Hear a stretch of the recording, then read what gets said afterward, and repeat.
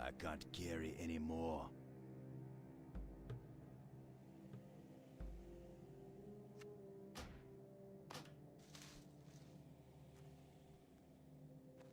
If we are to make these new lands ours, then we must have places to rest our battle-weary bodies.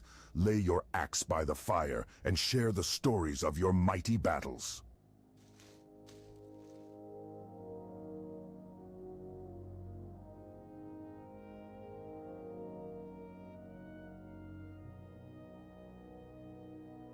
Strength.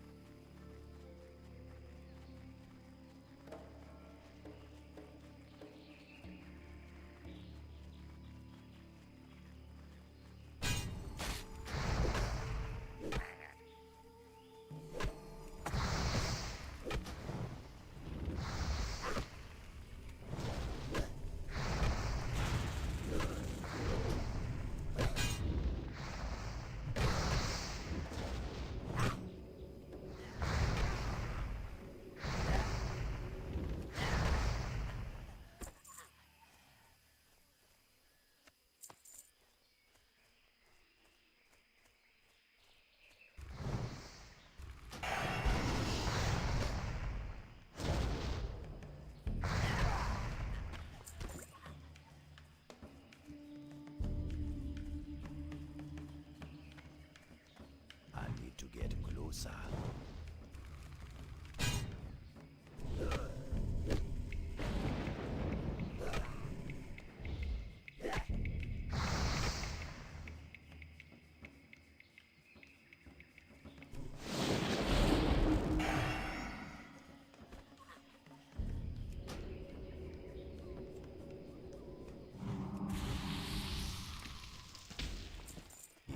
far away.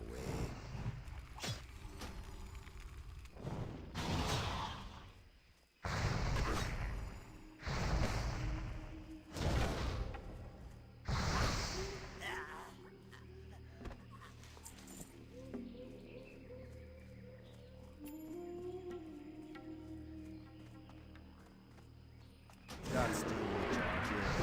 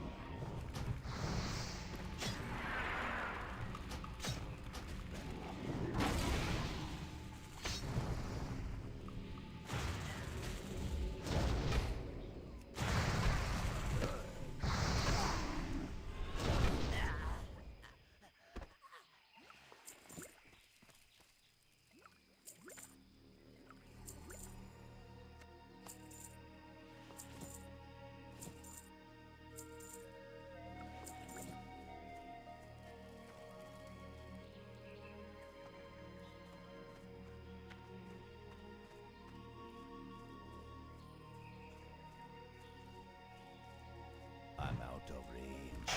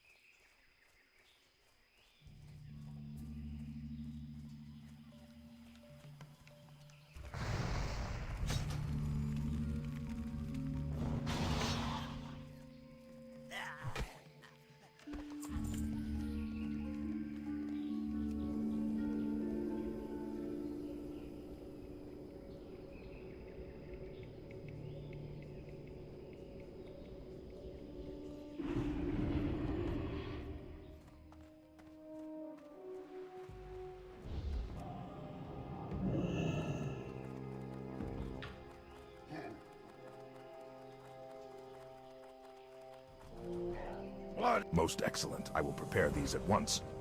What I need from you now will be very difficult to obtain. To hold all these feathers, claws, and the pristine fang in place, I require a magical tether. Only an aged gorilla sinew will work. You will only be able to find one on an elder Mistvale gorilla. They are known to forage to the east of Booty Bay. The sinew must be perfect. It might take quite a few kills for you to find exactly what I need, but it will be well worth the hunt.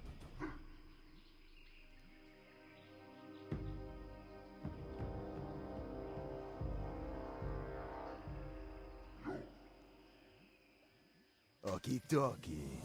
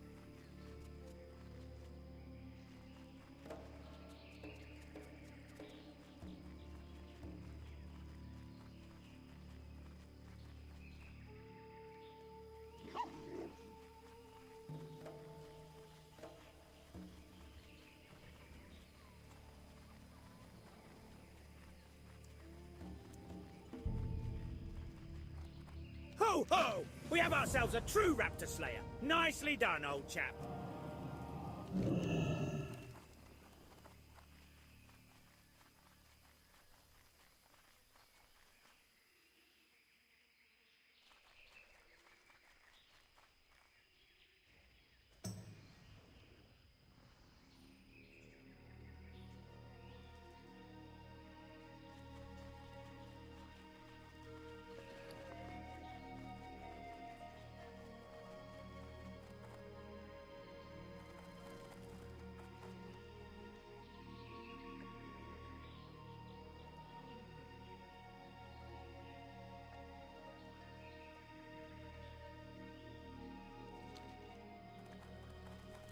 Master Nesingwary has a big hunt ahead of him. I find helping him prepare for a day in the jungle is much more relaxing than helping him ready for combat, although I do miss some of those glorious moments on the battlefield. Chapter 2 was chock full of exciting tales of panther and tiger hunting. I could just kick myself for letting the pages blow away. It seems I was able to recover all of the pages with the exception of pages 10, 11, 14 and 16. Ah, Chapter 4! The big finale! And what an ending it was! We are only missing 3 pages for this chapter. We need pages 25, 26 and 27 to put Chapter 4 back together.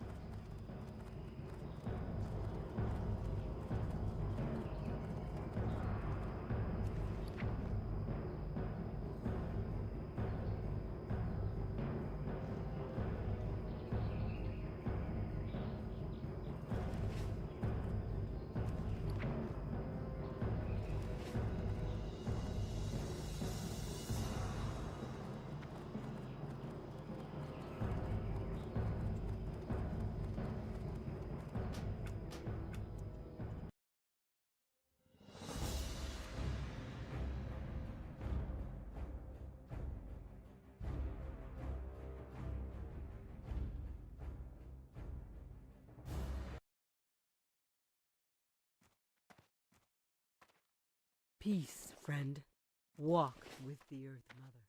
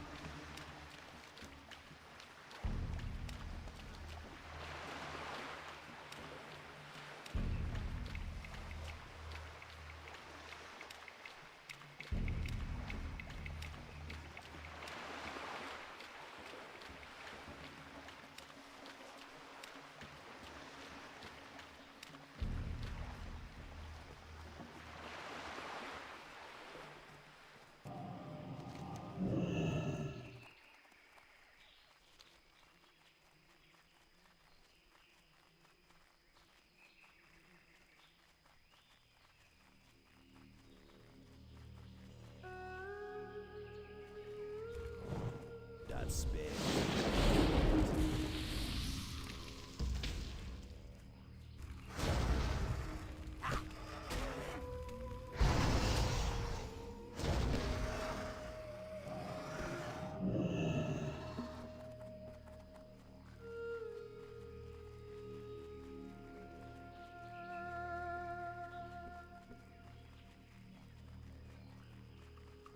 I've got to last yet.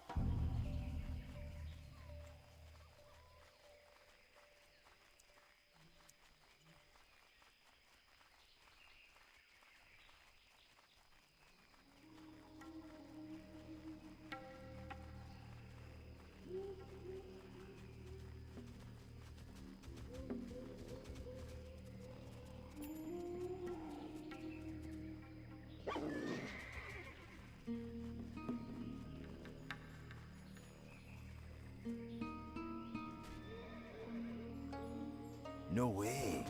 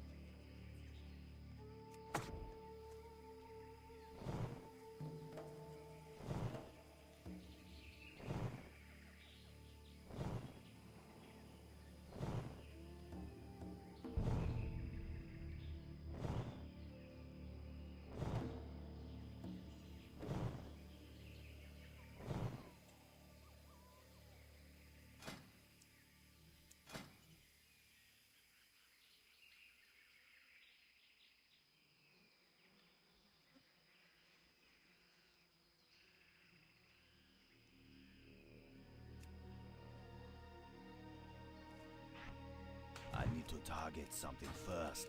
I need a target. I don't have a target. I need to target something first. I need a target. I don't have a target. I need a target. I don't have a target. I need to target something first. I don't have a target. I need a target. That spell isn't ready yet. I need to target something first. I need a target. I need to target something first. I don't have a target. I need a target. I don't have a target. I need to target something first. I don't have a target. I need to target something first. I need a target. I don't have a target. I need to target something first. I need a target. I don't have a target.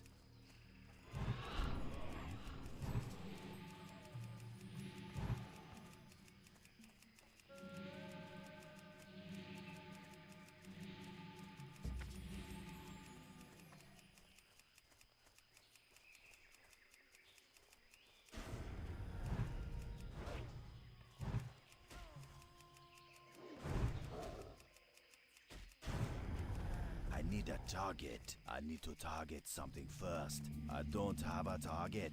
I need a target.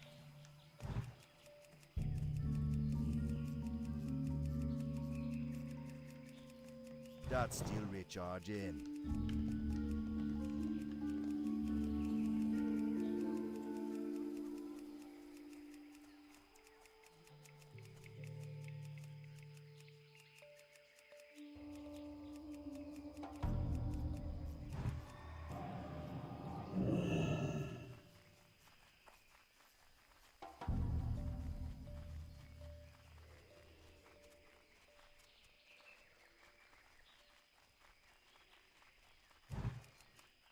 I need to target something first.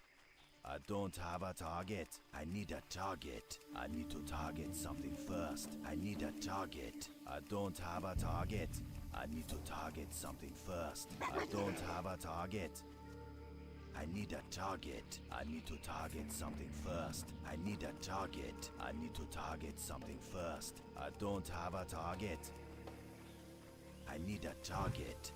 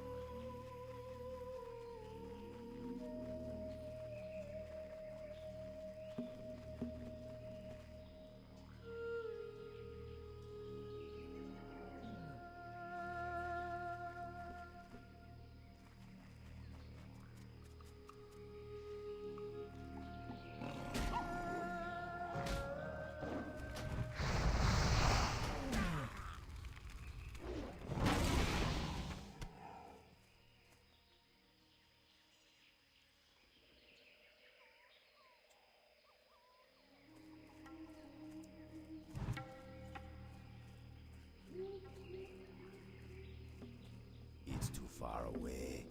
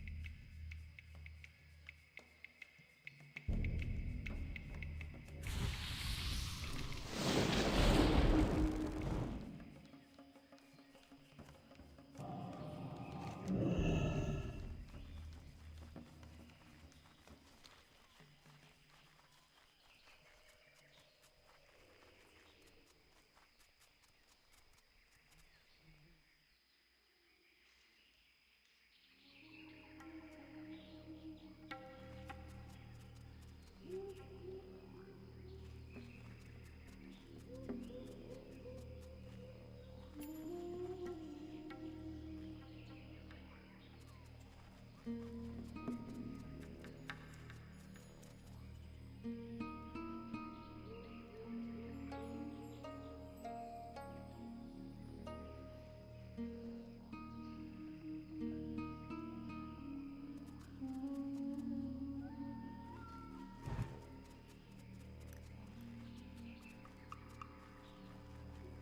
out of range.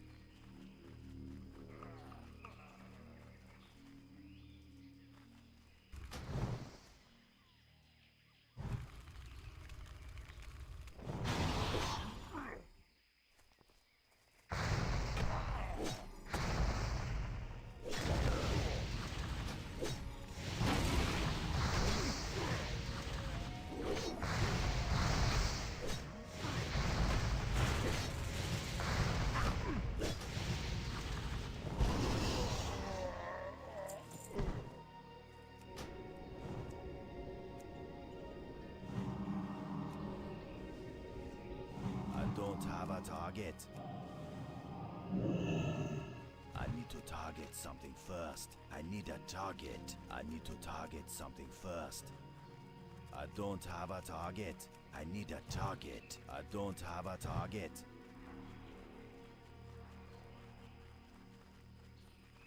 I need to target something first.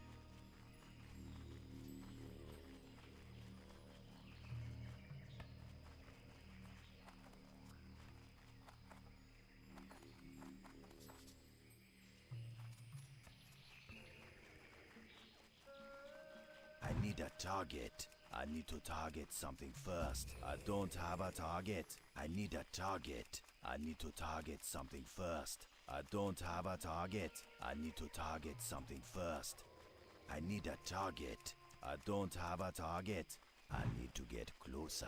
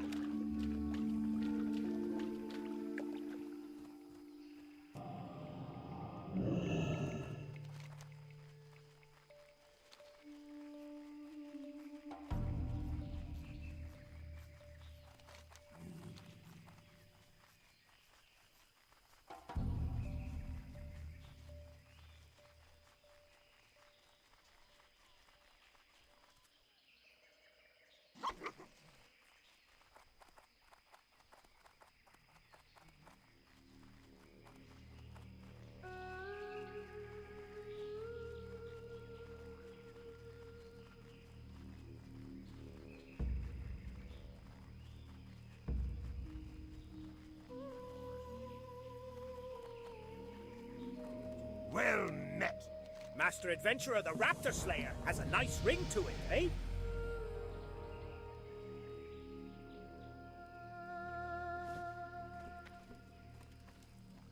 king's honor, friend. So the great Pugthera is dead. Cheers to you, adventurer. You are a mighty adventurer indeed.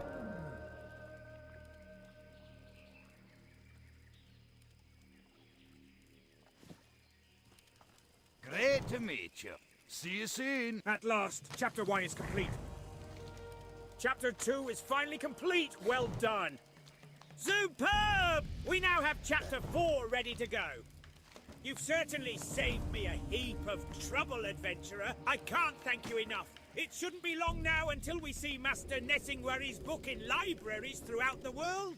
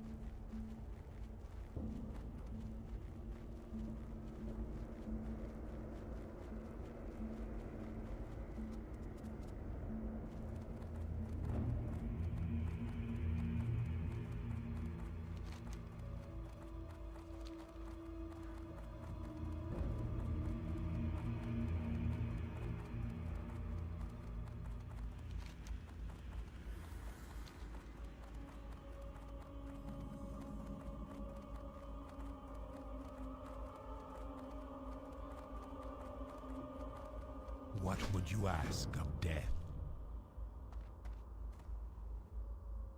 Our expeditionary force was sent at Varimathras's behest to survey Lower Azeroth.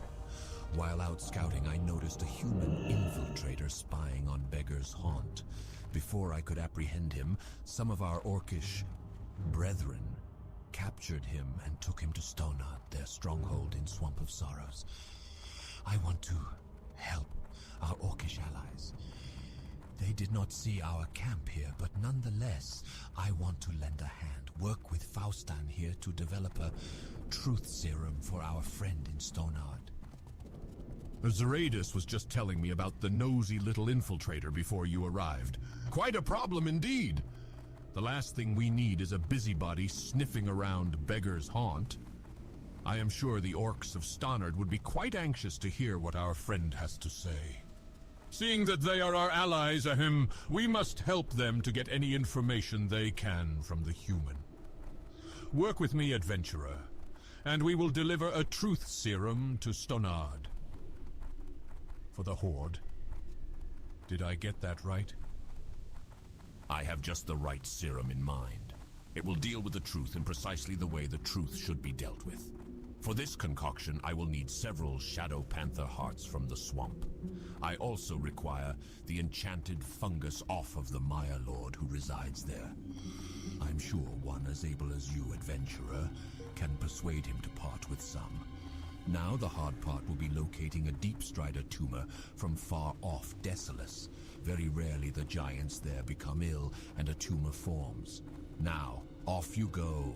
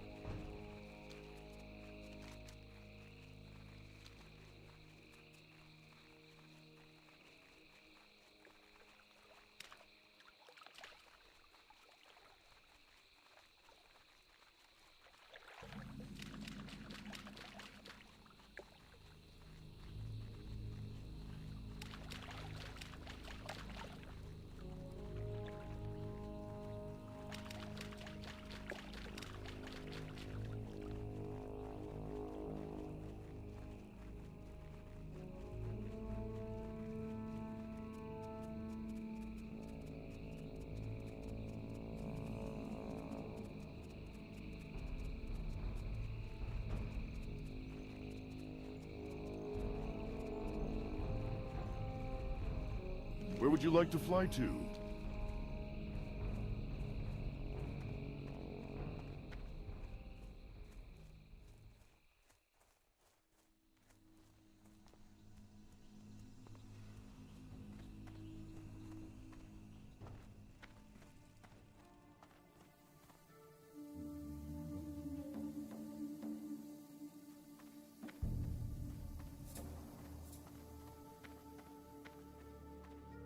Thank you, adventurer.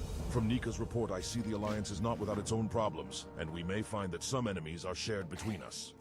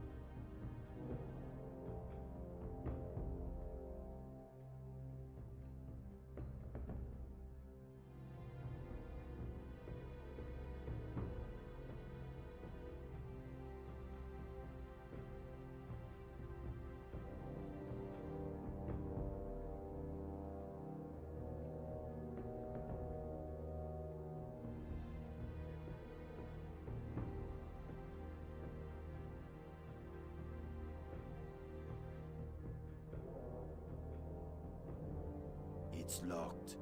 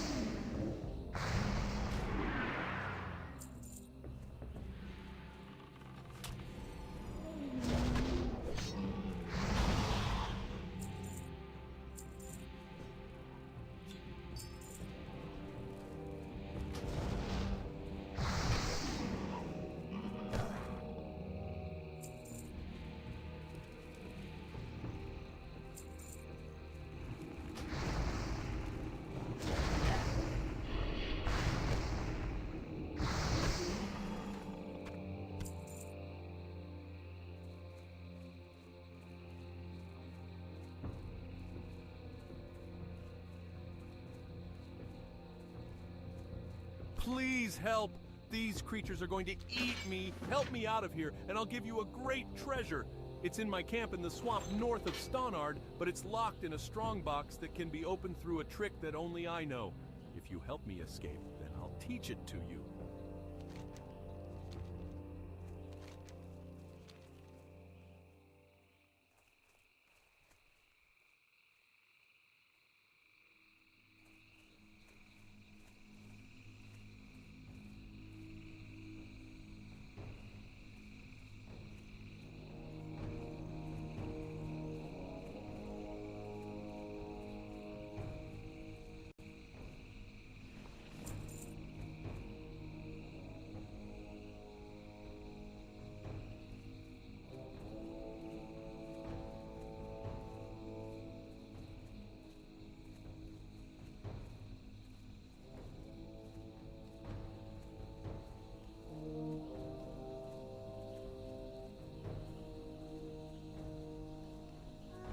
Hello.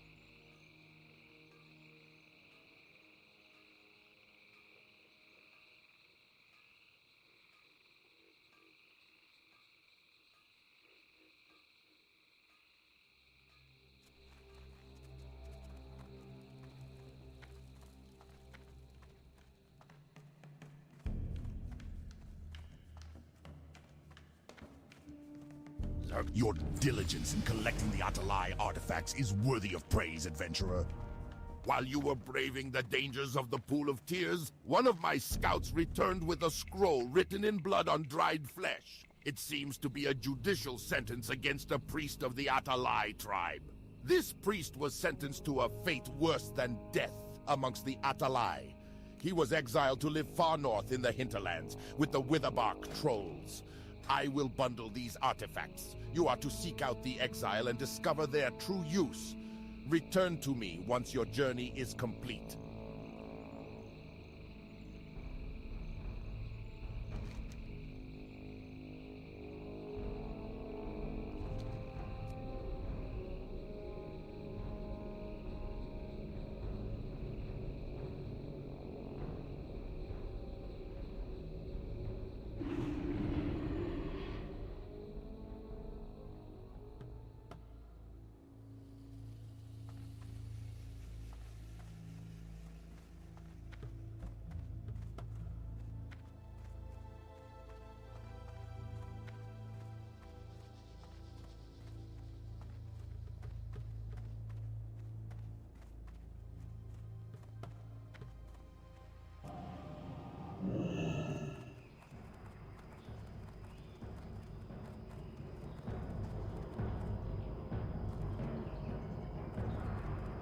What do you need?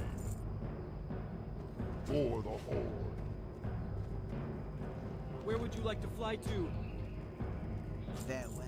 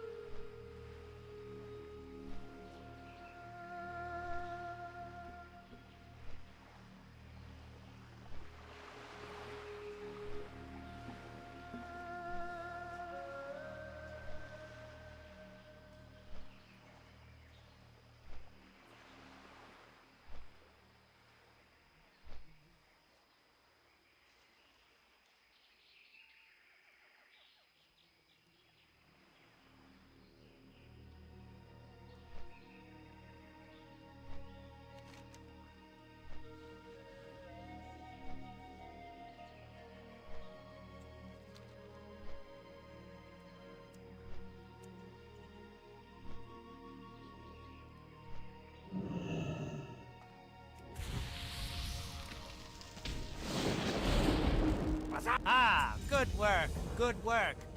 Ah, though you could have done a better job cleaning off the... Well, no matter, no matter.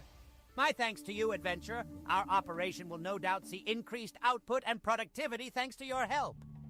Good, now on to other matters. Well, look at that! You found the dream dust.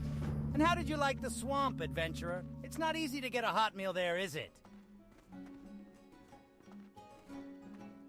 Talk to me! Great. Wonderful. I can get a bundle for these. That venture company sure picked the wrong jungle to mine in, didn't they? We'd all be in better shape if they moved out of here. Thank you, adventurer. You've done a good deed this day. Zanzil the Outcast dwells with his followers in the Jubuwai and Aboraz ruins, northeast of Booty Bay.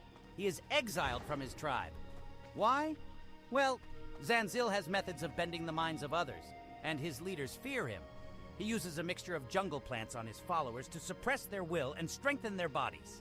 His mixture would be worth much to those who wish to control others. Bring me samples of his mixture, and I will find a use for them. Greetings. If there's one thing I can't stand, it's people who don't pay their gambling debts. And there are a lot of people who owe me. Think you can help me collect? First, there's Shaky Phillip down by the docks. He owes me plenty after last week's game, and I want my due. But to get it, we'll have to scare him. Go out of town and hunt Elder Mistvale gorillas. Find a nice selection of giblets, then take them to Shaky. Don't let on that they're from an animal. Let him think the worst.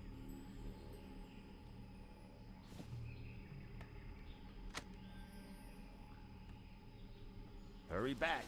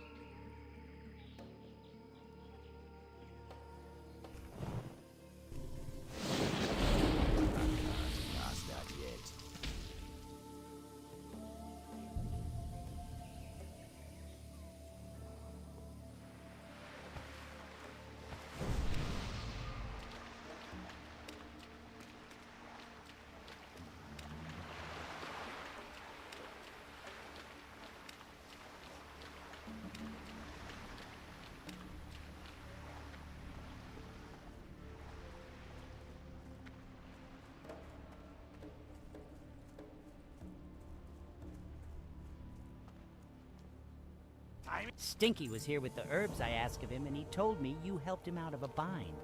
Good work. A friend of Stinky's is a friend of mine. He asked me to give you this if I ever saw you, right before he walked back south toward the marsh. Yo! Keep it real!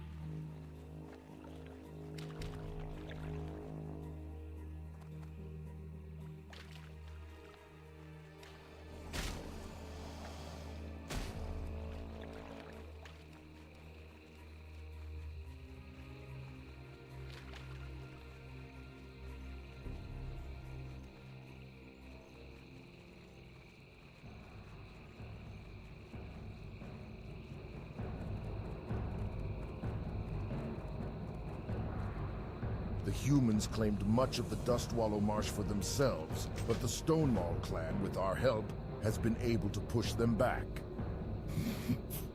It is good that Wreath will no longer be lurking around the swamp, but it is a shame that humans are built so frail that he could not recover from a little arrow wound. It seems that this thread of the mystery has led nowhere, and we must look elsewhere.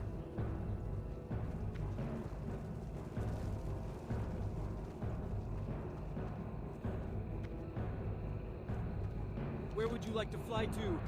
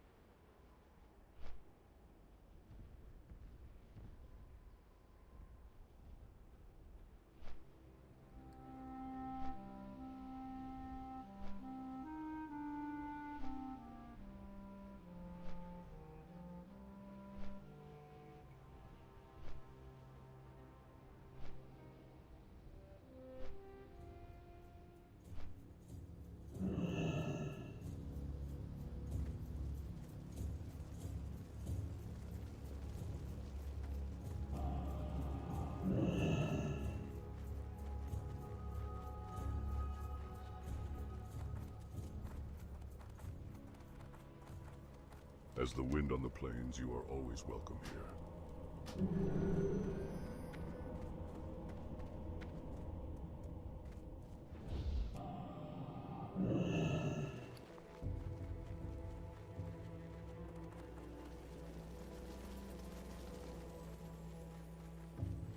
Many are the paths of the Earth Mother.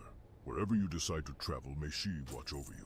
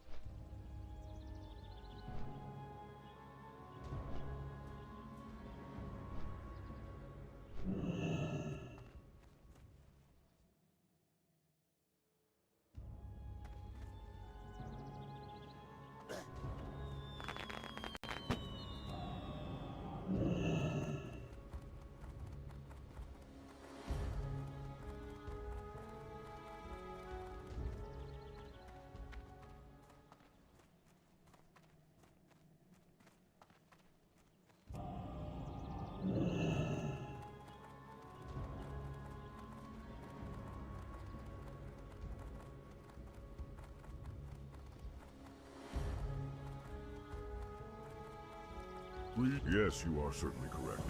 This is a shield that I made. I'm afraid there's not much more I can tell you, though, adventurer. I craft so many different shields and sets of armor, I can't keep track of them all. What? Both strength and cunning were needed to find and defeat Frostmaw, adventurer. You have both. Your path has taken you to the valleys of Thousand Needles and to the high mountains of Alterac. It will one day lead you through all the Earth Mother's lands, for such is the way of the hunter.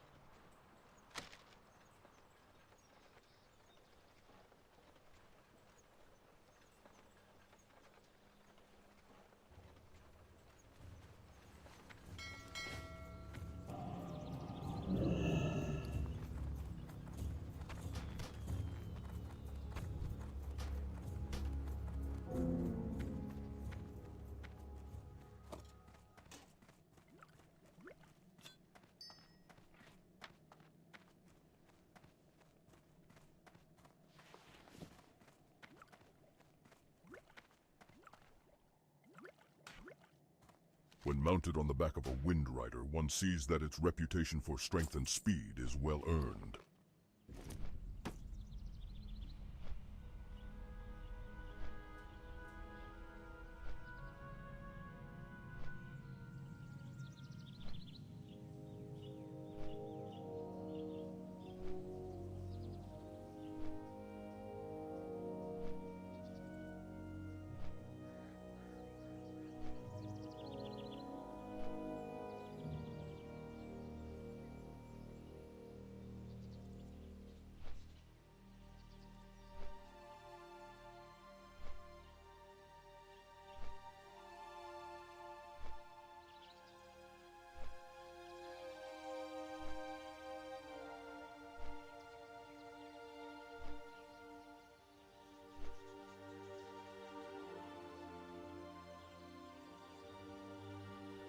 Hello there and welcome to my quick start guide on WoW Classic Season of Discovery. So Season of Discovery is classic WoW, but with some extra changes and additions and things to make it feel the same but different from the original vanilla experience in 2004. In this video, I'm going to tell you everything you need to know about all of the changes that they've made in Season of Discovery and kind of get you started on playing this version of classic World of Warcraft. But before we jump into everything, I do want to give a quick thank you to everybody over on the Patreon. I've just been posting over there, and it was originally announced a couple weeks before at BlizzCon and came as a massive surprise. Now, you may have heard the term Classic Plus being thrown around, which is essentially just Classic with changes, and this is Classic with changes. This is Season of Discovery. However, people don't really class this as Classic Plus as it is the seasonal realm. However, the developers have said that there is going to be a home for your Season of Discovery characters at the end of the season, as this is a realm which has an end, it seems. However, we don't really know when that end is. The server is currently on Phase 7, which is the Naxxramas phase, which is the end of Classic WoW. However,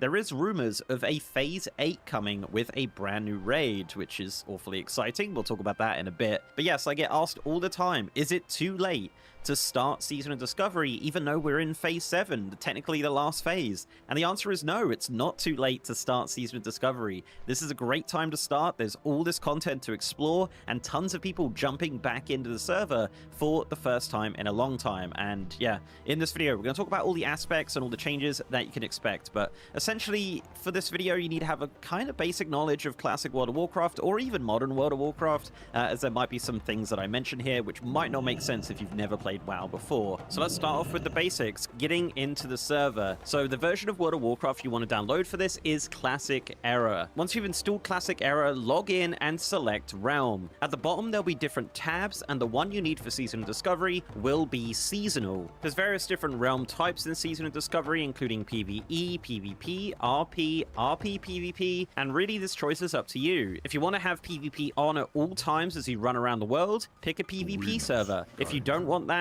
and you just want to choose when you want to do PvP, pick a PvE server. Personally, for me, PvE server is just so much better than a PvP server. It's just nice to have that freedom to run around and not have to worry about someone just running up and killing you randomly. But it is completely up to you and there is no right decision here. But once you've picked your realm, you create your character, log in, and then you start leveling. Now, the actual leveling process in Season of Discovery is essentially the same as Classic WoW. You still have to go to your trainers, you still have to buy your mount at level 40 and level 60. Flight paths are not account-wide. It does have all of those inconveniences that were the same back in Classic WoW. Now, Season of Discovery does have an increased level rate at 150% from Classic World of Warcraft, so it is relatively fast to level up. On top of that, you do have a 300% gold boost as well while leveling, and that's just to kind of level out your gold income because you're leveling so fast. If you do want to increase that even more, you can add an extra 3% from a new item called the Cozy Sleeping Bag. This is a Season of Discovery exclusive quest which has you going all around the world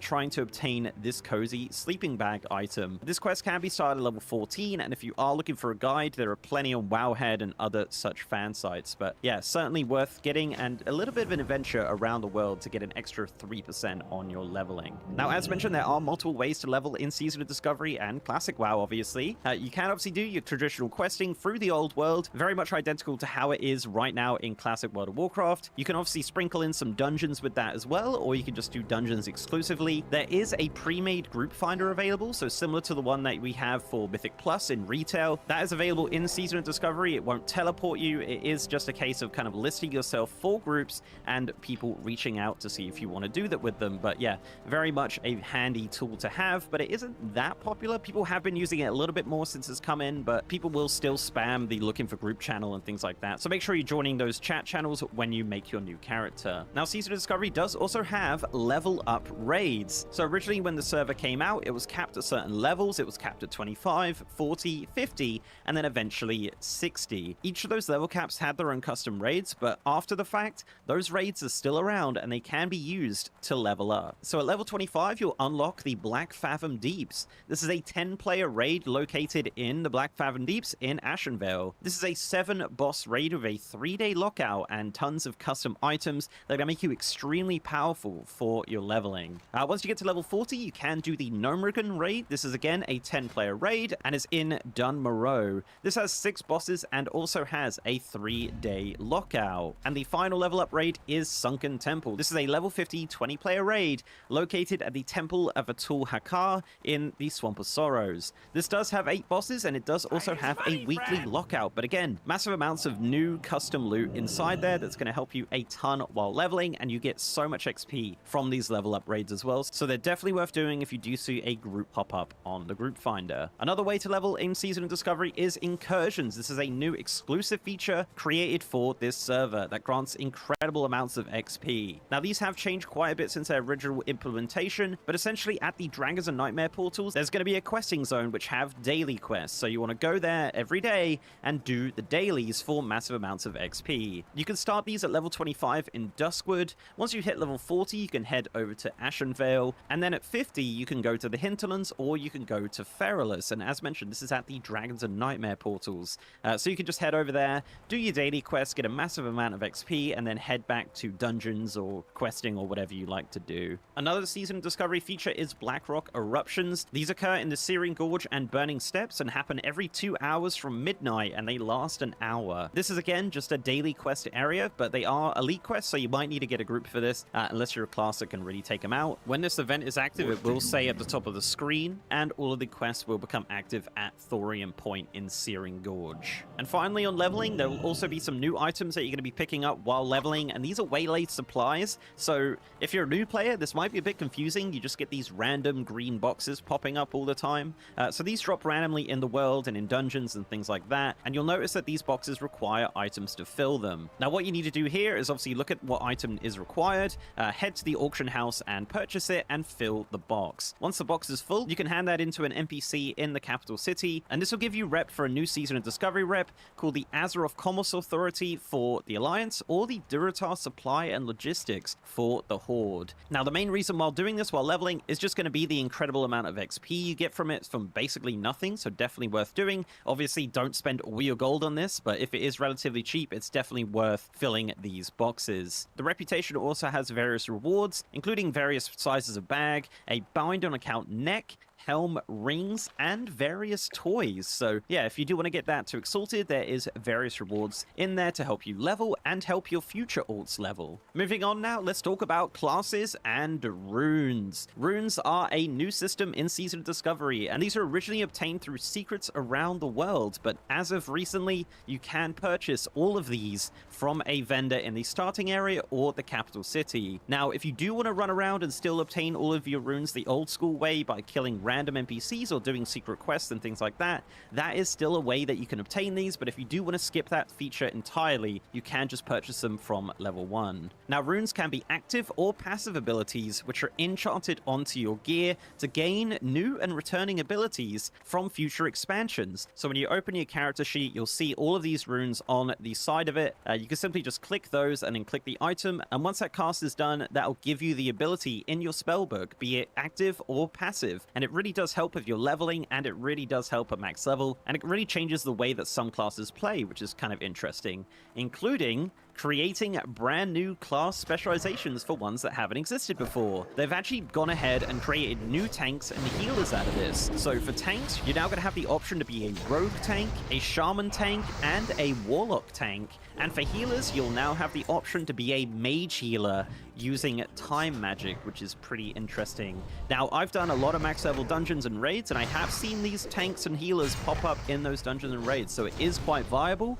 And if you're looking for something new and interesting, I definitely recommend trying out some of those new specializations. On top of runes, there are also skill books, which will just straight up give you a new ability. These can also be purchased on the rune vendor or in specific vendors in Stormwind and Orgrimmar. Once you learn these, this is just going to give you the ability, and a lot of these are actually spells from future expansions. For example, Aspect of the Viper for Hunters, or Divine Steed for Paladins, which is awesome. You're also going to get extra utility from this as well. For example, Warlocks will now be able to create a summoning portal, which can also be used by people outside of the party, which is pretty good. So yeah, meeting stones are not a thing in Season of Discoveries. So if there is a Warlock kind of floating around the outside of a dungeon or raid, make sure you're using their Warlock summoning portal, which is very handy to have. But overall, the rune system is very interesting, and obviously having it on a vendor does skip a lot of the busy work for players if you are just wanting to jump in and kind of level regularly with these new abilities. I do like the fact that there is still an option to find these runes out in the world, because you will just stumble upon them randomly while leveling, which is actually really cool, and I always really enjoyed that about Season of Discovery.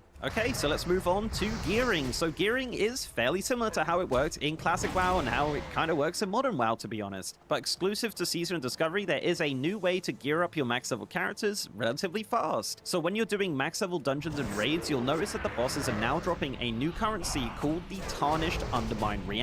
Now, if you're a retail WoW player, this system is extremely similar to the Bullion or Dina system from Season 4 of Shadowlands and Dragonflight. So all the max level dungeon and raid bosses will be dropping this currency, and this currency is used to buy a ton of items. The vendor is located in Booty Bay by the auction house, and this vendor does sell dungeon sets, the entirety of Tier 1, some of Tier 2, as well as trinkets, rings, and materials, and other fun items like toys. This is definitely the best way to catch up fast on a fresh level 60 or a returning level 60, as you could just purchase the entirety of Tier 1 or parts of Tier 2 straight away, as long as you have the right amount of reals. Just a note on the Tier 1 and 2 stuff, they are tokens, so you will need to go inside Molten Core or Blackwing Lair to purchase the specific items. You'll just purchase the token from the Real vendor, and then you'll go into the raid, and right at the start of the raid, you can just purchase the tier sets from the vendors there. You don't even need a raid, I believe. You can just go straight in as a solo player, which is nice. Speaking of dungeons and raids, the loot inside these dungeons and raids has been adjusted, and additional loot has been added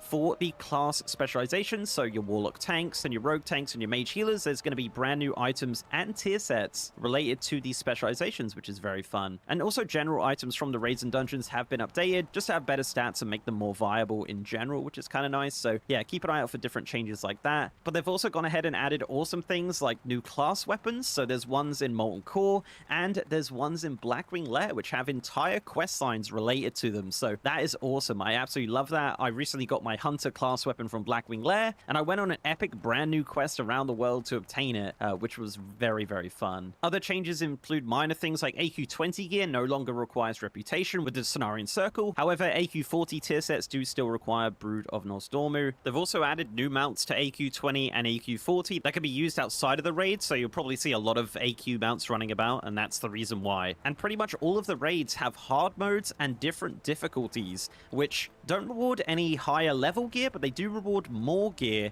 and sometimes even have extra bosses. There's actually an extra boss at the end of Molten Core if you complete it on the hardest difficulty, which is absolutely insane. I haven't actually done that, but it does sound pretty interesting, and it sounds like Nax is also going to have something similar, which is very exciting. But as of the recording this, I don't think anyone's done Nax hard mode. Moving on, let's talk about dungeons and raids. So in my experience on my server, there's always groups for dungeons, be it level up or max level. Now, one type of run that you're going to see very prominently is coin runs, and when they say coin runs, they mean reals. So a lot of these dungeons obviously do drop this currency, and people are just going to run these dungeons to try and get as many coins as they can so they can buy the items from the vendor. That's kind of a good thing of this system, because it does reinvigorate all of these max level dungeons to make them relevant even if you have outgeared them, and I really like that quite a bit. Now, one of the coolest things in Season of Discovery Discovery is the fact that there are 2 brand new dungeons. Now, the first one is Demon Fall Canyon. Now, I do have a full video talking about this dungeon if you do want to check it out, but basically, this is a brand new 5-man, 6-boss dungeon located in the southern part of Ashenvale in Demon Fall Canyon. It does have a small achievement which requires level 55 to unlock the quest, and this starts in southern Fellwood. This dungeon has brand new items, including a classic version of Gorehowl, which is awesome, but yeah, not too difficult. This one is very much an entry-level new dungeon, so you can just jump into that. On a fresh 60, the achievement is just literally 1 quest, so it's very easy to do. The other new dungeon is the Karazhan Crypts. Now, this was recently added in Phase 7. This is a very difficult dungeon and definitely requires quite a lot of gear and knowledge of your class to complete. There is an attunement quest line, which does take a little bit of time. I do have a full video on the attunement if you do want to check that out, but of course you can check out Wowhead guides and things like that. This is started on a wanted poster outside Knight's Hope Chapel. The gear that drops in here is equivalent to Blackwing Lair, and this is a 5-man dungeon, by the way. This dungeon uses a new darkness mechanic, which has not been seen in Classic before, which essentially has your group kind of gathering around someone holding the torch, which is kind of awesome. And this also has a daily lockout, so you can do this daily. Obviously, if you do mess it up and your group folds, that's going to lock you out for the day. But this is very, very cool. I've done it a couple of times now. I really enjoy it. The bosses aren't super complicated. They do kind of have that classic vibes to them, but certainly a very, very good dungeon. And once you get up enough, I highly recommend you give it a go. But for raids, there are still plenty of groups for Molten Core, Onyxia, Blackwing Lair, and AQ, and more. Attunements do still exist in Season of Discovery, including the Onyxia attunement, but the Onyxia attunement is account wide. So once you've done it on 1 character, you'll have that unlocked across your account, which is awesome. Now, all of these raids are tuned for lower numbers. However, you can take up to 40 if you want to. It's just simply the tuning will be tuned around lower numbers. So for example, AQ20 and Zul'Gurub are tuned for 10 players, but can take up to 20. AQ40, Molten Core, Onyxia's Lair, Blackwing Lair, and Naxxramas are all tuned for 20 players, but can take a total of 40 if you want to. Now, these don't scale. They will literally just be tuned for 20 players. You're just bringing in more people to take it down, and it will drop the exact same amount of loot regardless of how many players you take.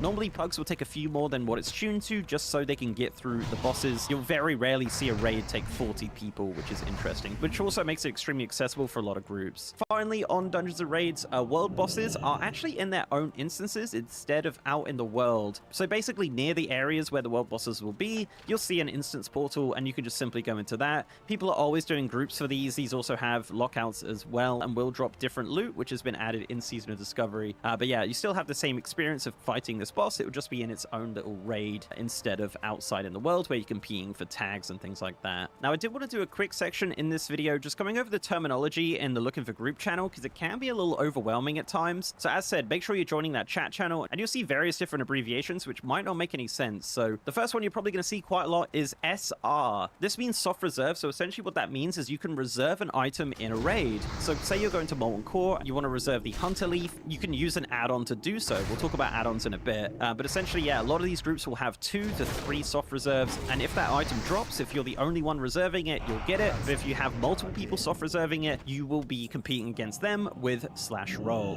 HR is hard reserve. So this normally happens with a group leader. So say, for example, in AQ, the leader will normally hard reserve the mount drop at the end of the run. Various items do get hard reserved in raids, and obviously you want to make sure you're joining groups that don't have the item that you want as a hard reserve. I did touch upon it earlier, coin run. This is again just doing all of the bosses in a raid or a dungeon for the most amount of reals. You'll see this in LBRS and UBRS. Strat and Scholarments are going to be kind of your regular coin runs that you're going to see quite a bit. HM is hard mode, so you're going to see raids like ZG and AQ have their hard modes. These are activated by various things, and you're going to see a lot of people just doing the hard mode most of the time because it's not as hard as some things. So yeah, some raids are easier than others, but most of the time it will be hard mode. But for the most part, just join it regularly. You don't need to learn too much about that. Speaking of hard modes, you'll also see for MC there's going to be like Heat 1 to 3. Heat 1 to 3 is essentially just difficulty level. As mentioned, it's not going to drop any new loot, but it is going to drop more loot. Most of the time, the pugs are just going to do Heat 1.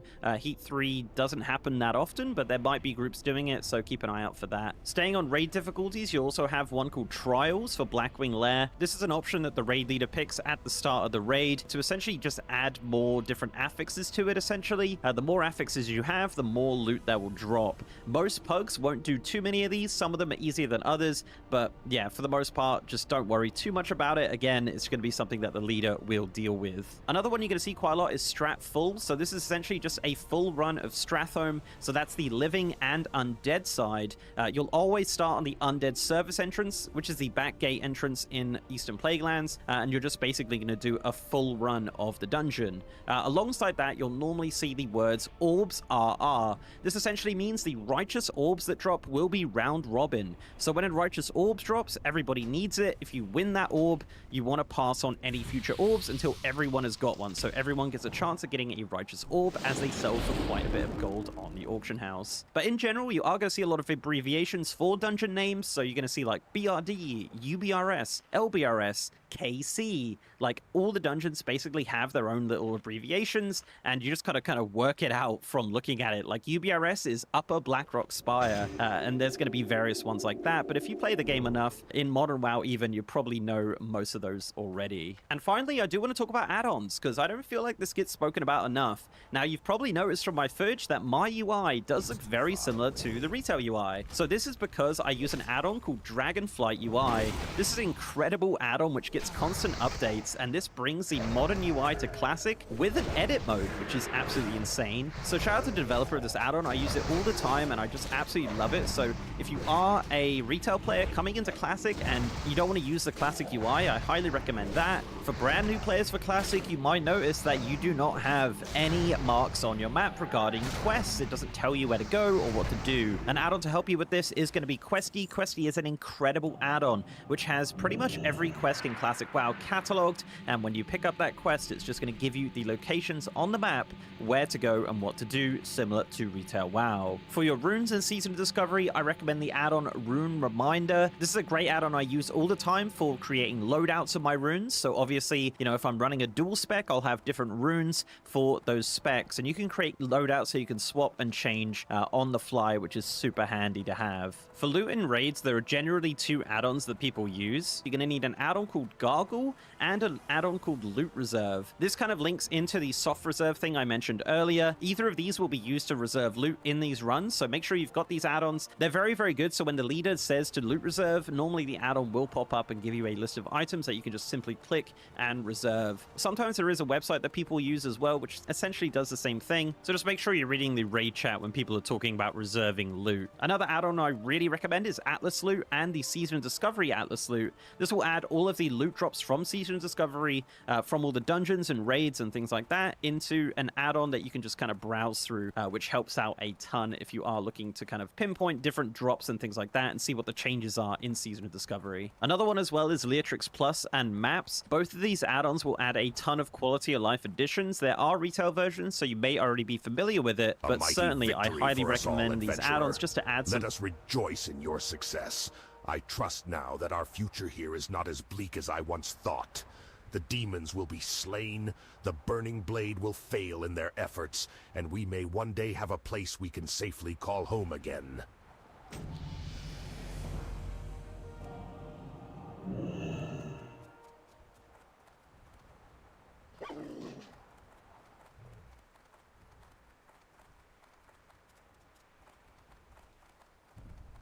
some extra quality of life additions to Classic WoW. And of course, as well, DBM, Bigwigs, all the kind of dungeon stuff like that, and various retail add-ons like LVUI, Details, Weak Auras, Plater. Basically, because Classic WoW is built off of retail, a lot of the add-ons do work. They will have Classic WoW versions, but a lot of them do work very, very similar to how they work in retail. So if you just want to have a Classic WoW experience and go no add-ons, you can do that. But if you do want to load up with a lot of quality of life additions, there are tons of add-ons to help you. Looks like you got some of it on you too. Kinda slimy, eh? Well, thanks a lot for all the trouble, adventurer. This stuff will be worth a fortune if I can convince the centaurs what it is. There it is. Looks like you got some of it on you too. Kinda slimy, eh? Well, thanks a lot for all the trouble, adventurer. This stuff will be worth a fortune if I can convince the centaurs what it is. you out with that to make the experience more accessible for yourself if you are coming over. And that's it. That's kind of everything I would say for Season of Discovery. Hopefully I explained it okay. There are a little bit of nuance here, but I think like once you're leveling and kind of at max level and you're kind of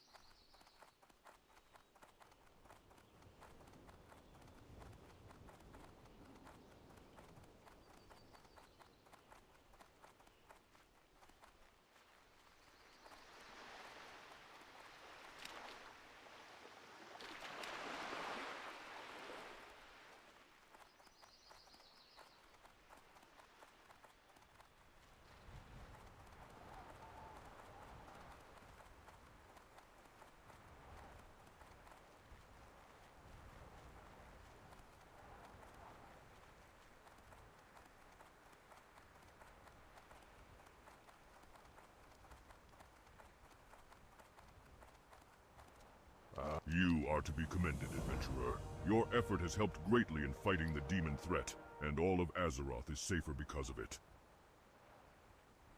May the eternal sun shine upon thee.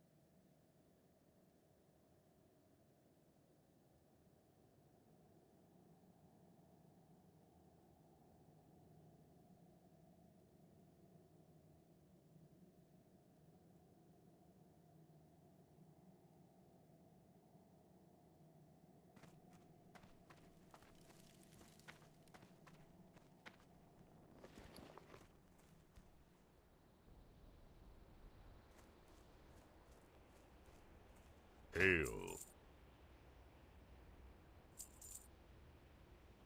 Be careful.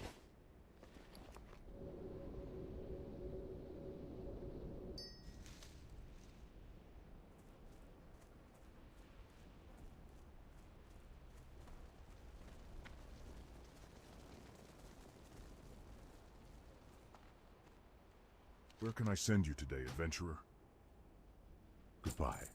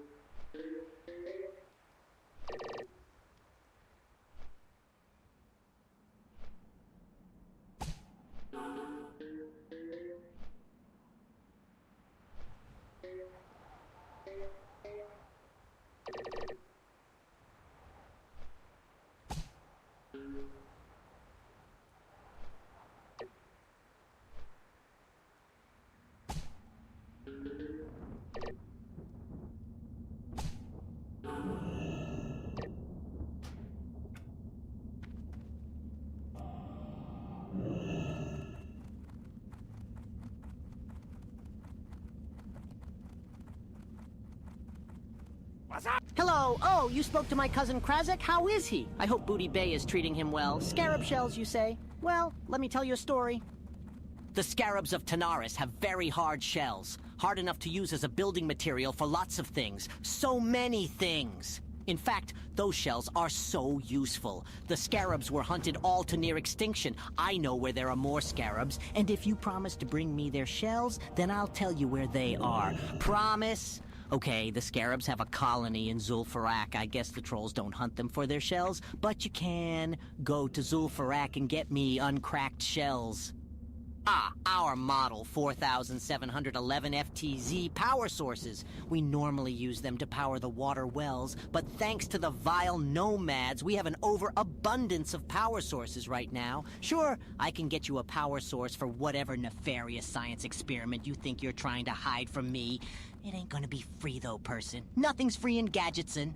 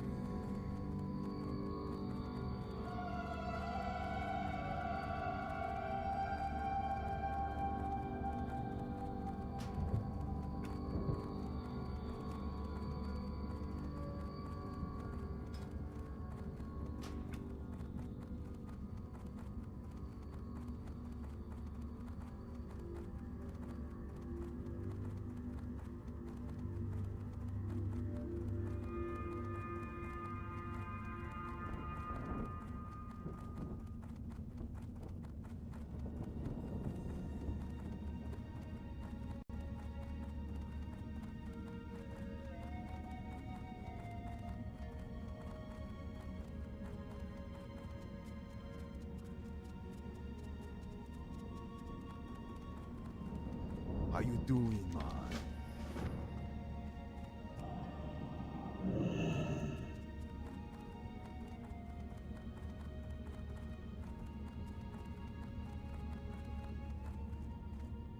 Ah, so you've been speaking with McKinley, have you? It's not what he thinks. I'm not afraid to give him some Steam Weedle Bilge rum. I just don't have any rum to give him. I owe Seawolf McKinley and Booty Bay some rum to settle a bet, but I'm all out of rum. Captain Cuergo stole my last shipment, and he has it stowed in that walled pirate town to the south. If you can find my shipment of rum and return it to me, then I can prove to McKinley that Kalimdor's booze beats the dirt out of Booty Bay.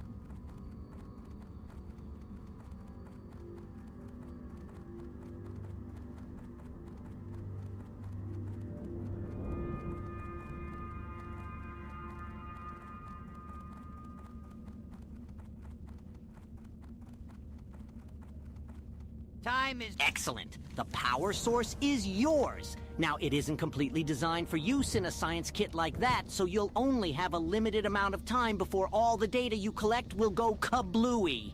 When you collect everything you need for whatever it is you're doing, bring it to me, and I'll shut it down properly. You'll have at most 2 hours to get what you need to get done. If you don't get it done in time, I can always sell you another power source to try again. You heard me. Sell. Now, that's what I call efficiency. You've helped thin out the Nomads' numbers enough now that we can start to think about how we can win back those water wells. The Gadgets and Water Company thanks you for your help, but we're far from done in dealing with those foul Nomads. Listen close. Here's what we need next. We need you to take on the stronger ranks of the Waste Wander Nomads now. You've done a good job thus far, but if we are to take back those water wells, then it only makes sense to do it against as few Nomads as possible. This time around, we need you to take down their rogues, assassins, and shadow mages. You'll find them east and southeast of here. I'm not going to lie to you. They're a nasty lot. Do this for us, though, and we'll be on our way to taking back what is rightfully ours. Excellent! The more water pouches we're able to reclaim, the further away from disaster we'll all be. Keep 'em coming, and I will be sure to reward you for every 5 water pouches you bring me.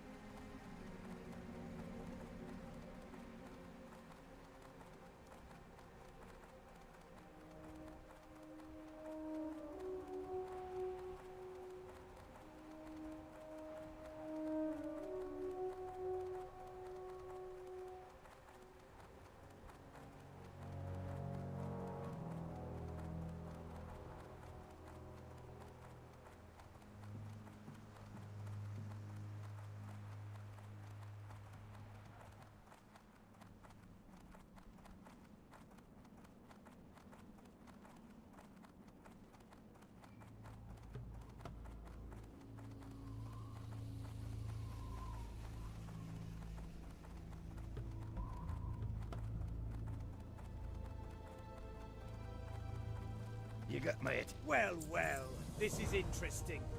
Very interesting. Perhaps I should bow to the Goblin Pilot the next time I see him. This is worth plenty, adventurer. I'm sure Naz will pay a small fortune to keep his secret a secret. Adventurer, you're back! You found Martek? You spoke with him? What did he say? Can he help? Tell me! I have a package for an old customer of mine, a dwarf named Hemet Nessingwari. The package took weeks to arrive, and Hemet's long gone by now. He said he was going to Stranglethorn to hunt the beasts there, but he left me some money to send his delivery when I could. Hemet's a rich dwarf, and it's a good idea to keep up relations with the rich ones, yeah? So, you want to deliver the package for me? I heard Hemet has a camp in Stranglethorn, north of Gromgel.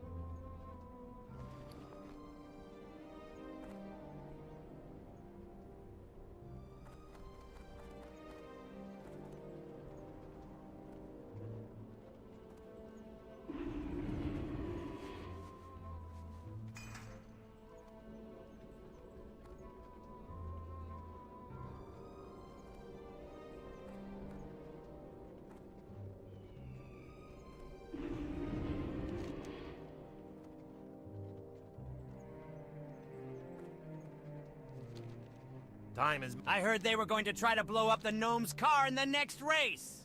True or not, I'd stand clear of their pit area. Let's go.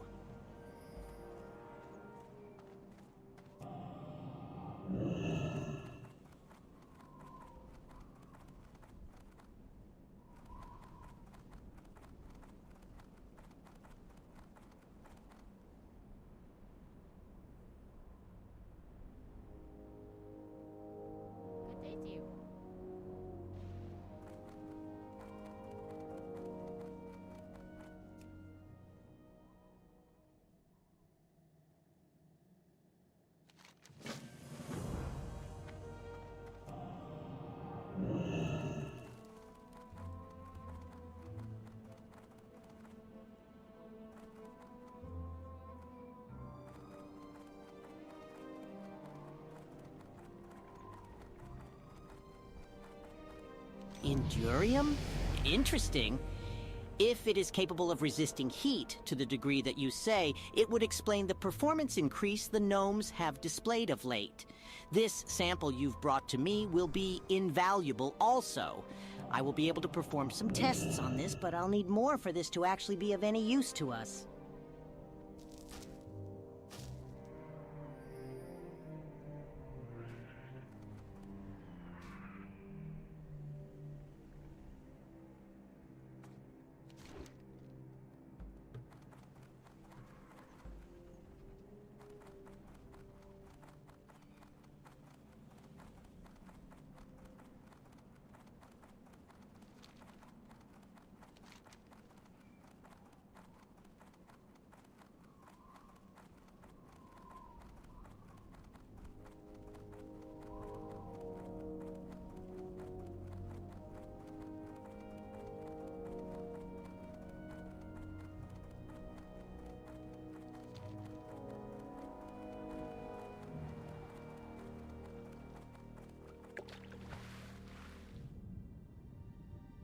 This week is gonna be this Wednesday and this Thursday. The first raid that's being led by someone is being led by Grubby. The second raid is being led by Lakari. This is Grubby's post that he added in announcements channel in OnlyFans. It says, everybody, Solar Poppin was spitting truths on pacing. The first time has come for everybody to do a minimum preparation of understanding some of the mobs and boss mechanics in Unixia and Molten Core. Even if you hadn't raided yet, most likely, your time will come and you've had a chance to watch other raids. Unless you're deliberately not watching to prevent spoilering yourself, then that's fair. I will give explanations before them, hopefully succinctly. Okay, nice word. This Thursday, the 11th of February, is the draft, Lakari versus Grubby, which is tomorrow. Wednesday and Thursday, 12th and 13th, are our raid days. Not sure who's when yet. We already know this, guys. Lakari is raiding Thursday or Wednesday. That's Lakari's day. Thursday is Grubby's day. If you're interested, that's the raid days. For my eventual raid group, I'll be supplying some simple cheat sheets that you can prepare for pot timings, boon and unboon timings, and boss and mob mechanics. This is really good. You know what I suggested them to do, chat? I suggested them to do a freaking Google spreadsheet with just like so people can know their assignments. Because it's like, people ask so many questions that they don't need to. Who am I dispelling? What am I banishing? What am I sheeping? Like, what does this boss do? Just do like a little overall thing with some PowerPoint pointers where people understand what's happening. So you don't have to do like a billion explanations about everything because it's boring. Grab a chair and a drink, make yourself comfortable. Say, you look like you have some meat on your bones. You thinking about competing in the cage matches?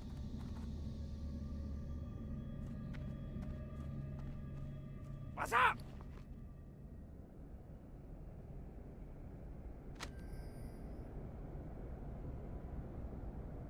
Glad I could help.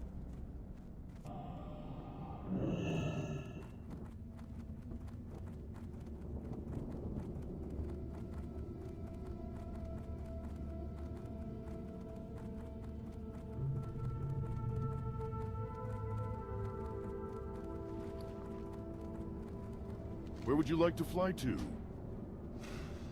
Go for Lakari versus Grubby, which is questions that they don't need to. Who am I dispelling?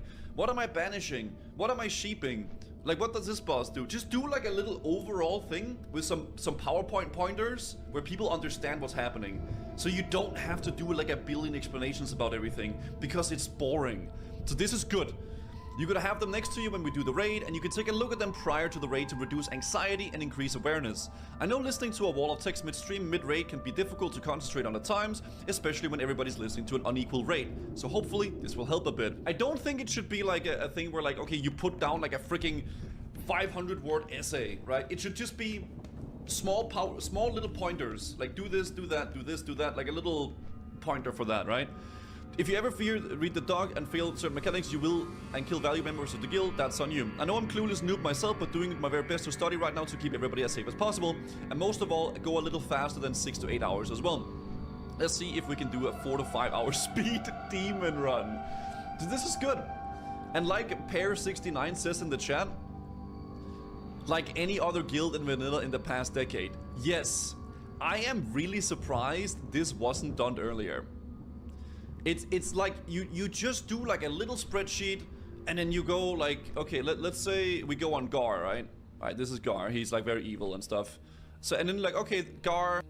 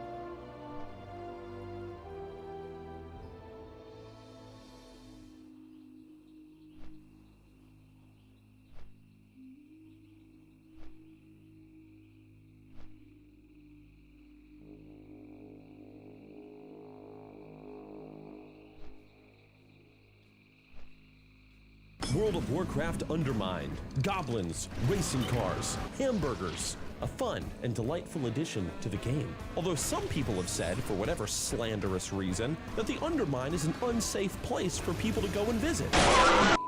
Well, my name is Nixium, an expert on health and safety, and navigating the world of Azeroth without losing one of your limbs, or maybe your jaw if you're a Forsaken.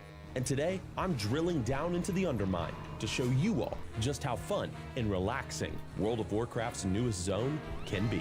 It's beautiful in a polluted and smoke-filled and toxic sort of way. If you can just ignore the garbage and the lack of oxygen, it really is a swell place once you give it a chance. And here, I'll show you what I mean. Just look at how happy these locals are. There's nothing quite like a relaxing time at the beach after a long day of avoiding paying what you owe to the cartel. Does this look like a place of danger to you? Does it? Take it from the goblins. Have a break and chill out every once in a while. Just be sure to watch out for those pesky electric eels and the rampant amounts of oil that has been spilled into Undermine's water supply, and maybe the trash. I know that the idea of being covered in black tar, old food wrappers, and then getting electrocuted by an eel, you know, it sounds fun, but it's actually really bad for your health. But I'm sure it's nothing a little bit of hand washing can't fix. How about we talk about the great outdoors? Anybody a fan of fishing by chance? Fishing in radioactive waste, that is. You know, most fish live in water. But the goblins, they somehow managed to do all of their fishing in the Undermine in sludge. And that is what I call culture. How about a little bit of exercise? Rowboating on some of Undermine's most beautiful lakes. Now, I know that this might look like a bunch of pirate boats surrounded by a bunch of floating pool toys, but that is where you are mistaken. This is actually a bunch of pirate boats surrounded by floating pool toys with some very scenic trees in the background. I love getting lost in the forests of Azeroth, and like this is just showing that like Undermine really does have something special for any outdoor enthusiast out there, just like me.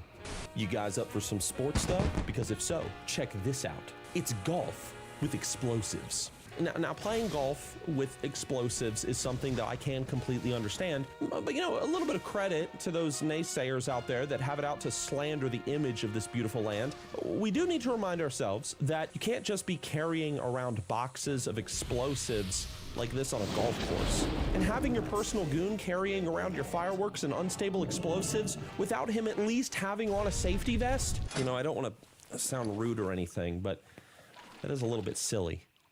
Okay, now this, I do admit, is a little bit ridiculous. Like, you know, you really shouldn't be carrying around a radioactive toxic sludge barrel like this. You know, at least not without putting on a pair of gloves. I don't really know what these goblins are thinking, so if you do end up carrying around a radioactive sludge barrel, just be sure to wash your hands. It seems that there is also toxic slime running from the pipes and the metalwork that decorate the ceilings. Now, I'm not saying that bathing in this stuff is going to turn you into some sort of sewer monstrosity, but, you know, there is a slim chance. So I guess just watch out for yourself while you're in the Undermine. And if you do come in contact with some of the toxic slime, I guess just remember to wash your hands. Okay, if you're gonna fight against a giant goblin death machine covered in rusty spikes, just don't be like this guy. I mean, you really should at least like wear a helmet. I mean, seriously?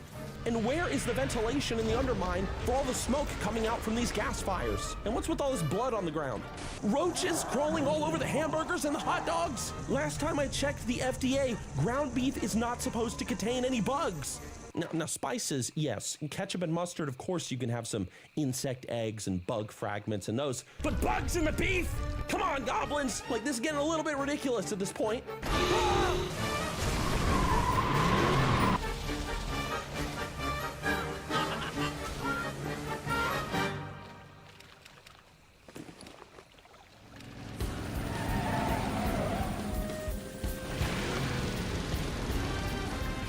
You know, guys, normally I wouldn't get into a V8 engine powered vehicle whose tires are held together with staples, but maybe today I'll make an exception because this right here, dude, this looks freaking awesome.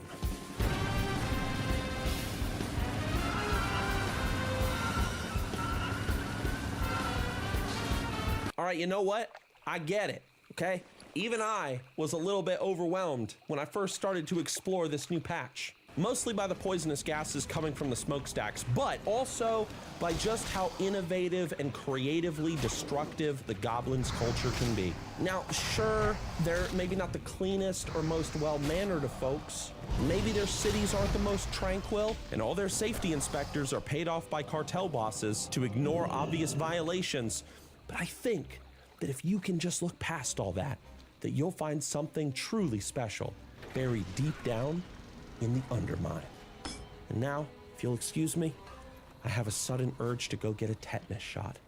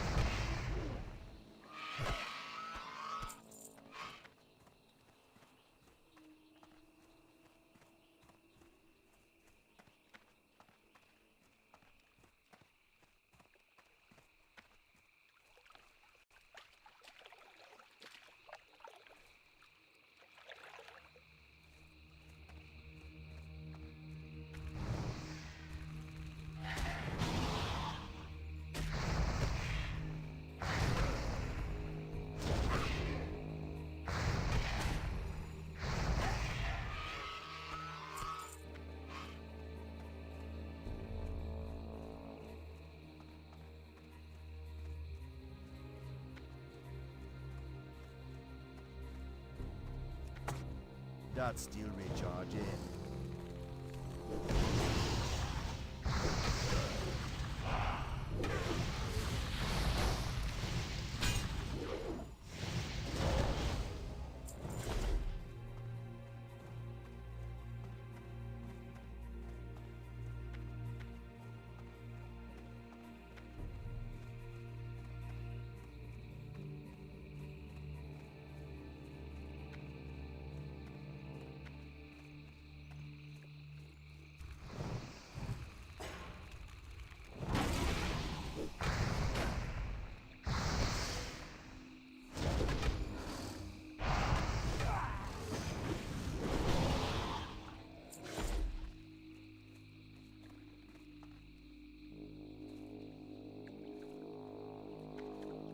It's too far away. I can't cast that yet.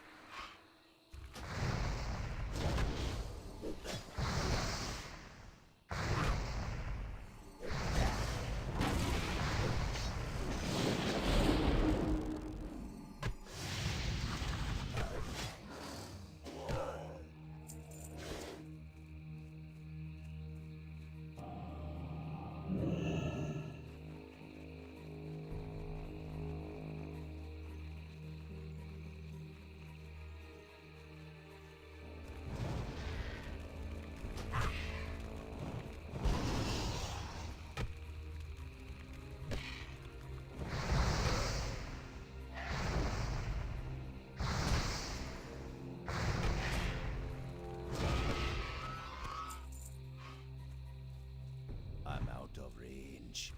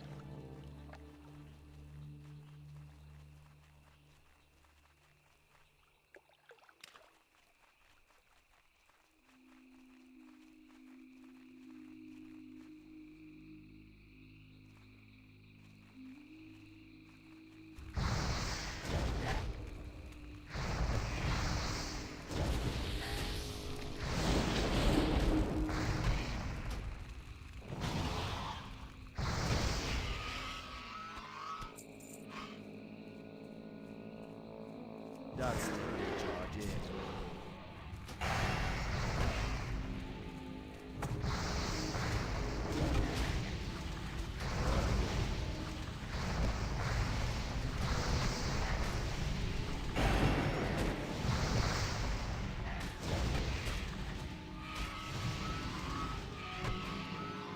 I need to target something first.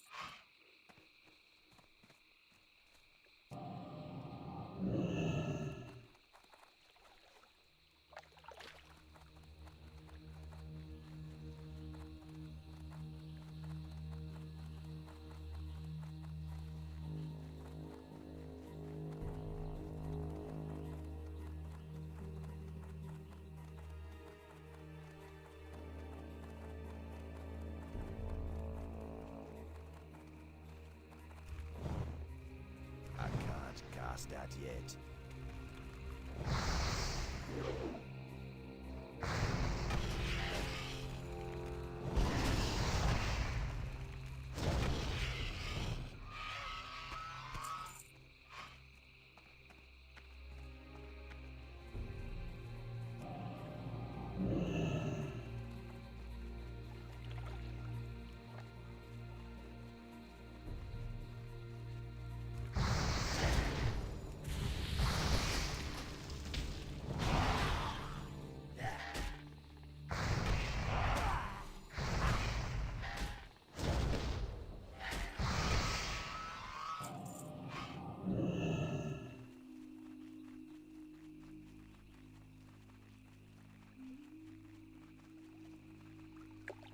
It's too far away.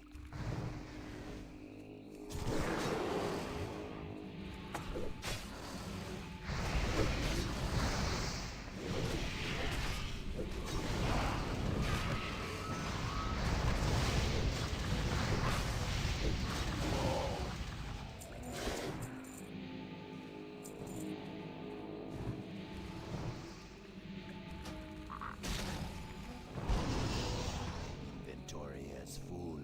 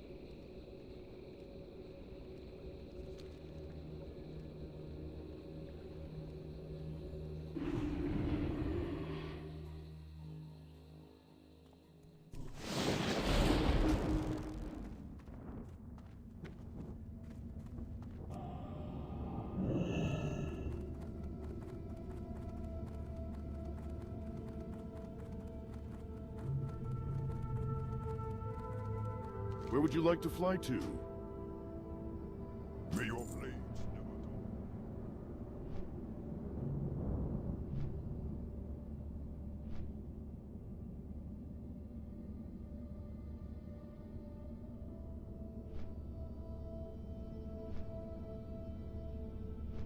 Alright, boys. Goddamn, what a day yesterday. What a freaking day yesterday, man. Molten Core cleared.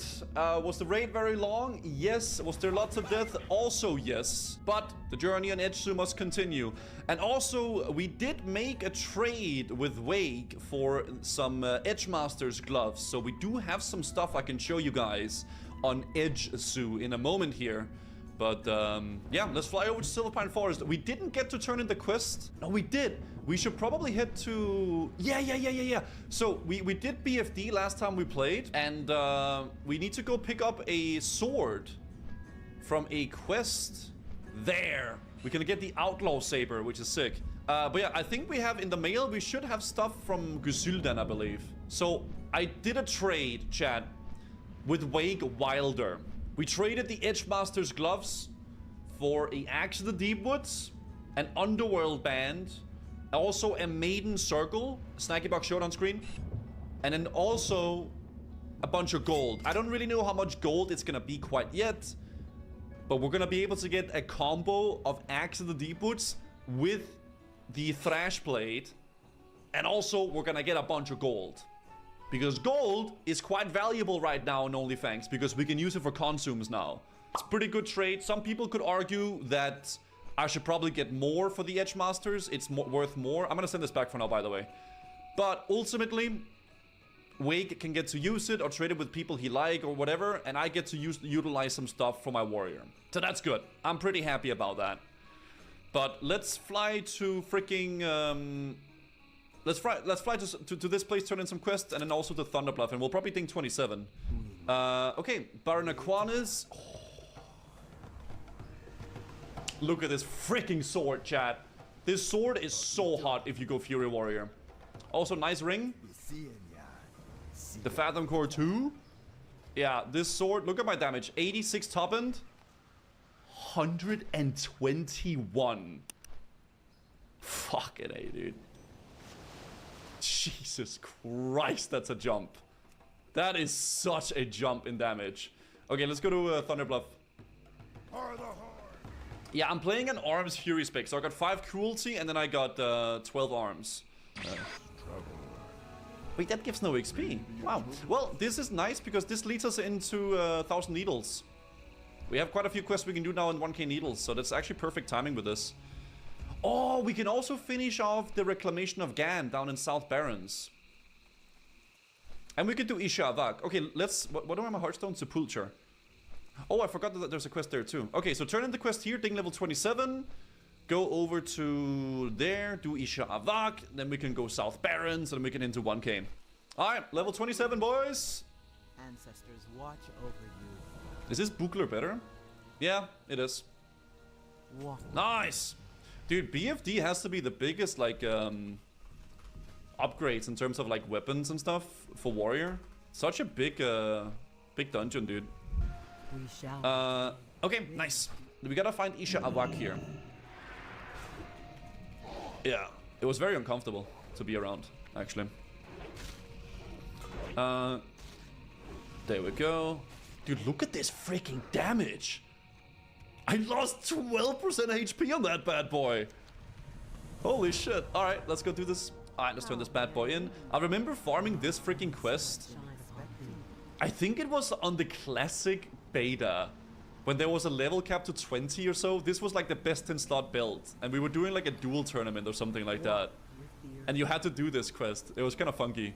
Okay, let's go to Southern Barrens now. Actually, no, before we... I want to go down to Dustvilla Marsh. Fuck. Deftkin build is also really good. Yeah. Okay, armor. So what we're here for is these books. And also a few healing pots. I'll take those. Good to meet you. Cool, because now we can get a higher first aid skill. Good. Okay, let's send it. Do we hit hard? I haven't really like used my swords that much yet. Or like my new sword. Does really slap, actually. Gonna save my mana for execute. I need herbing on this alt, man, because I feel so horrible. I like I whisper people in the guild before the raid, but hey man, you got some consumes? I'll pay for it. And they're like, yeah, if you can provide me with the herbs. And I'm like, do you want any gold? And it's like, fucked. I just want to be able to like gather my own mongooses and stuff, or my shadow power or whatever, right? It's like either that or I just pay shkak, you know? Look at these crits we're farming now. Dude, having this improved overpower and then dual wield spect is so nice, because we permanently dodge attacks. Or like the mobs permanently dodge, right? So I just get infinite overpower procs. It's so nice.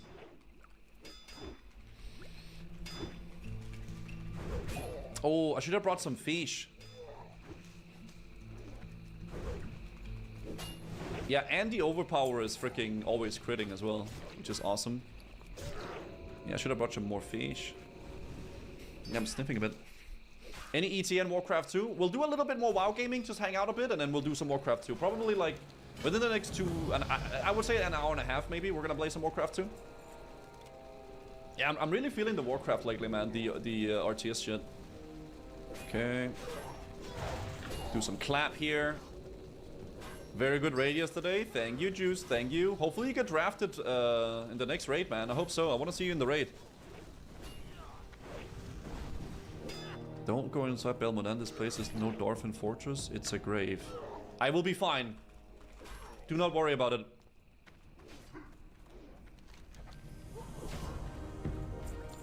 Okay. Yeah, look at this. They have this freaking... Look at that little thing there. And they just parry everything.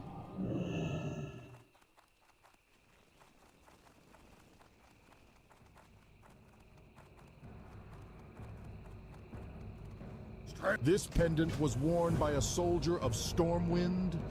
Thank you, adventurer. You have revealed the secret of Marg's death. But this pendant is a new mystery to solve. One that may have dire effects on the Alliance and the Horde.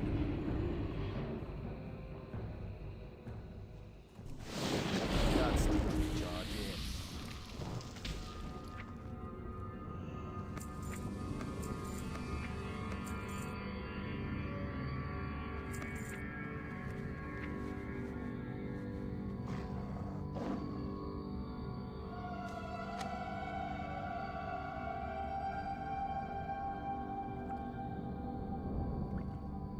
That's bound to me.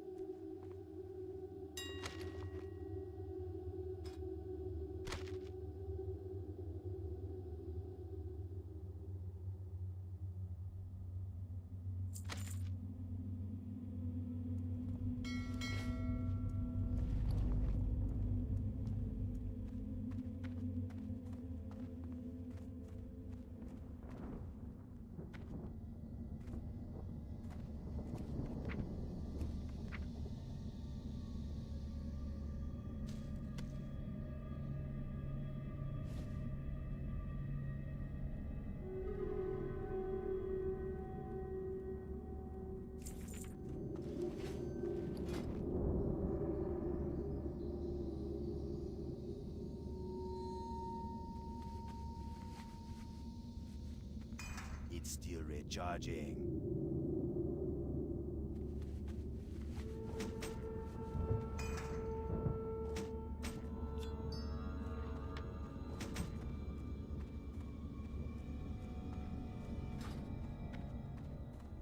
Time is money, friend!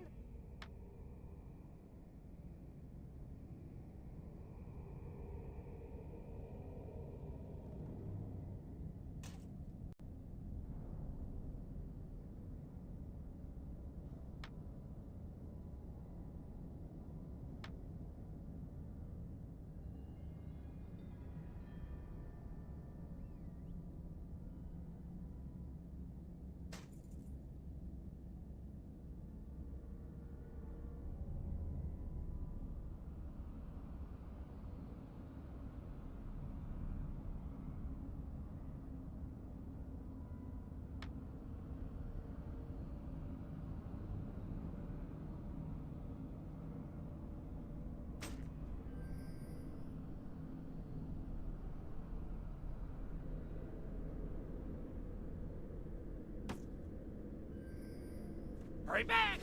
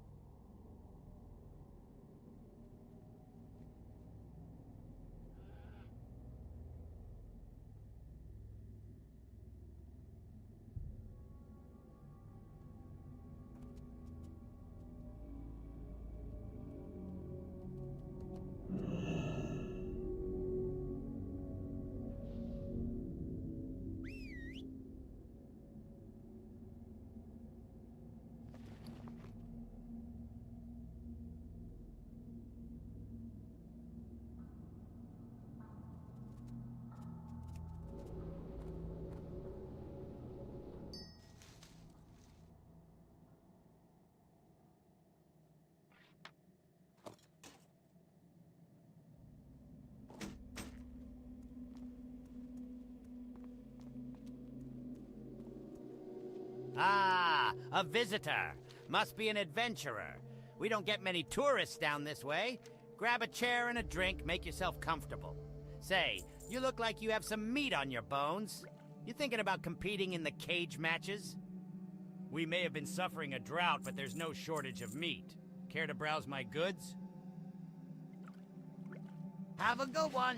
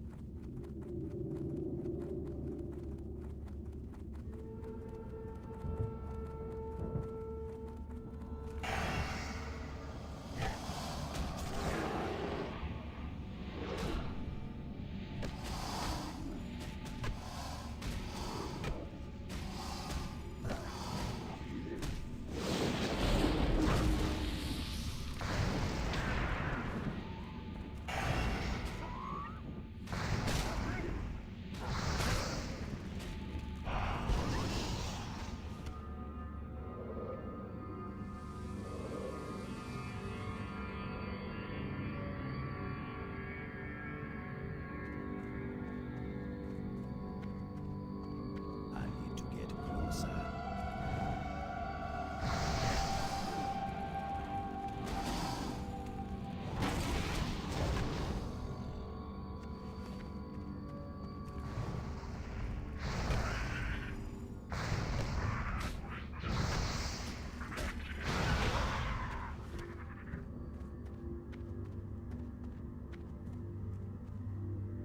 It's too far away.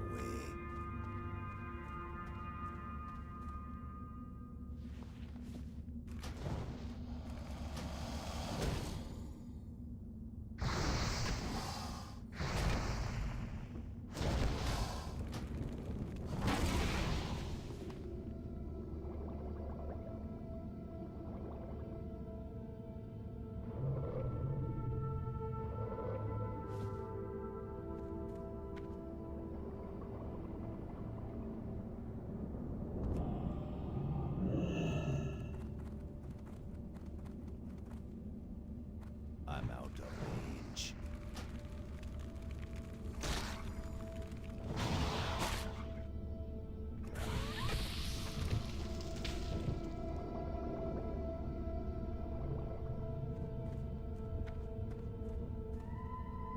I need to get closer.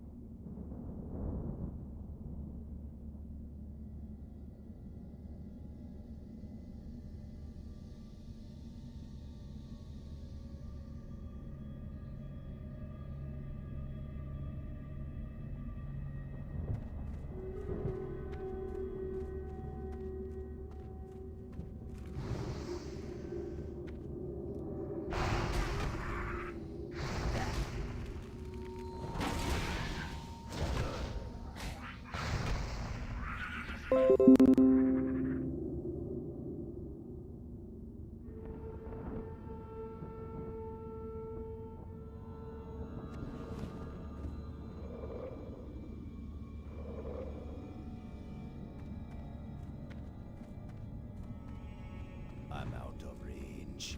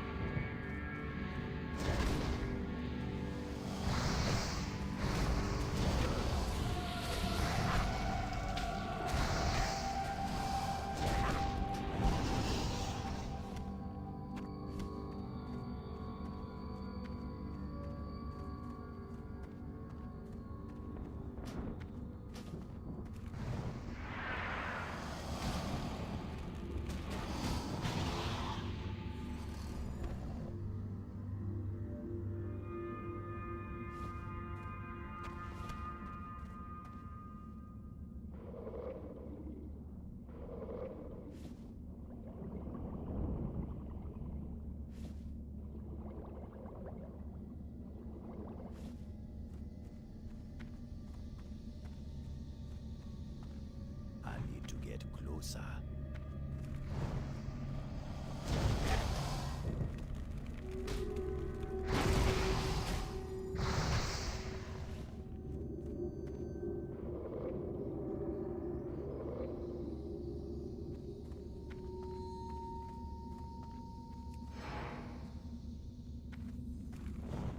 It's too far away.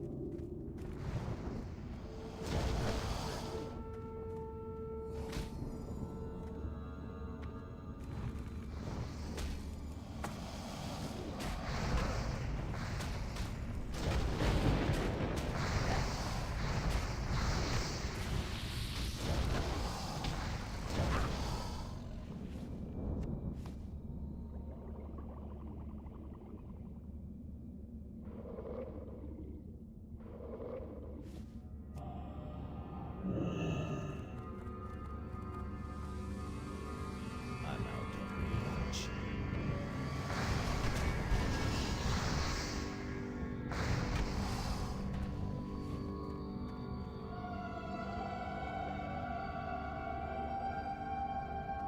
I need to get closer.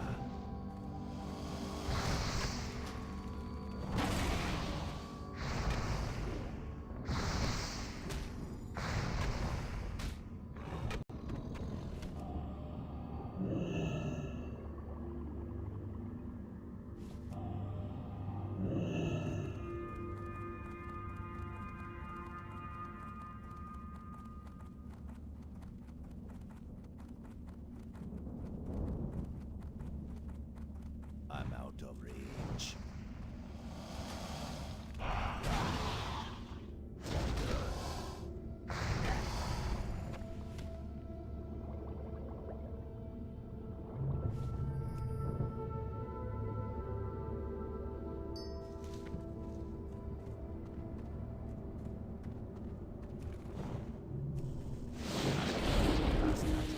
That's still recharging.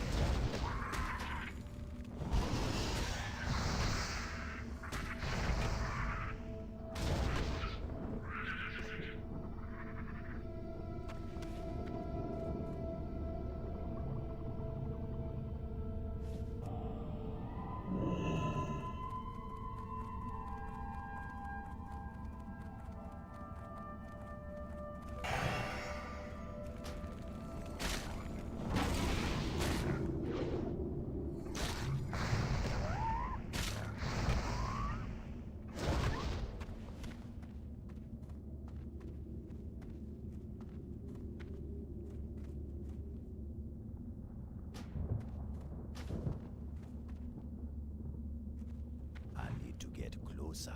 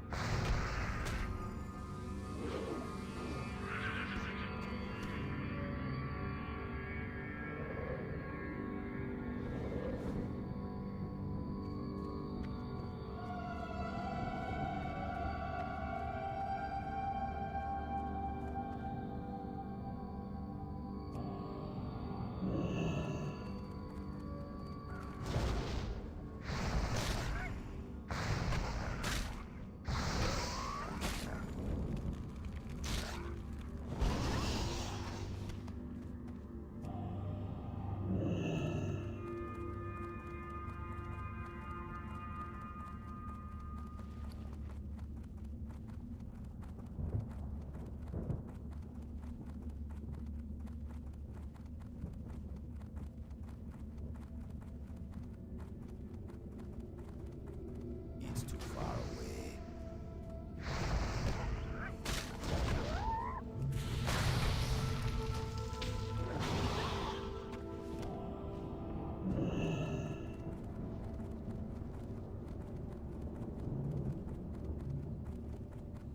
I'm out of range.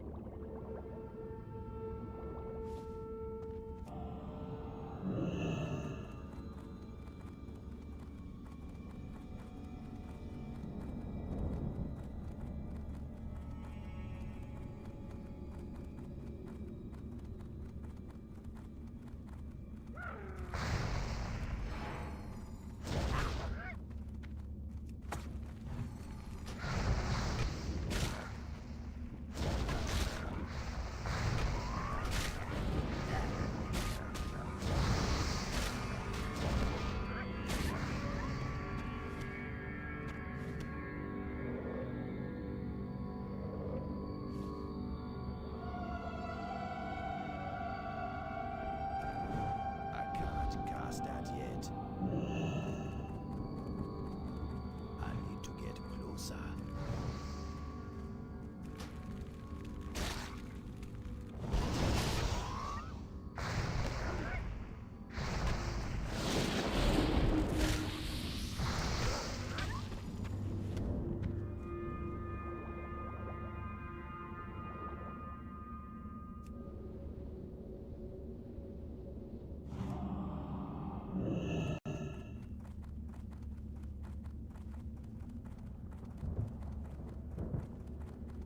That's still recharging.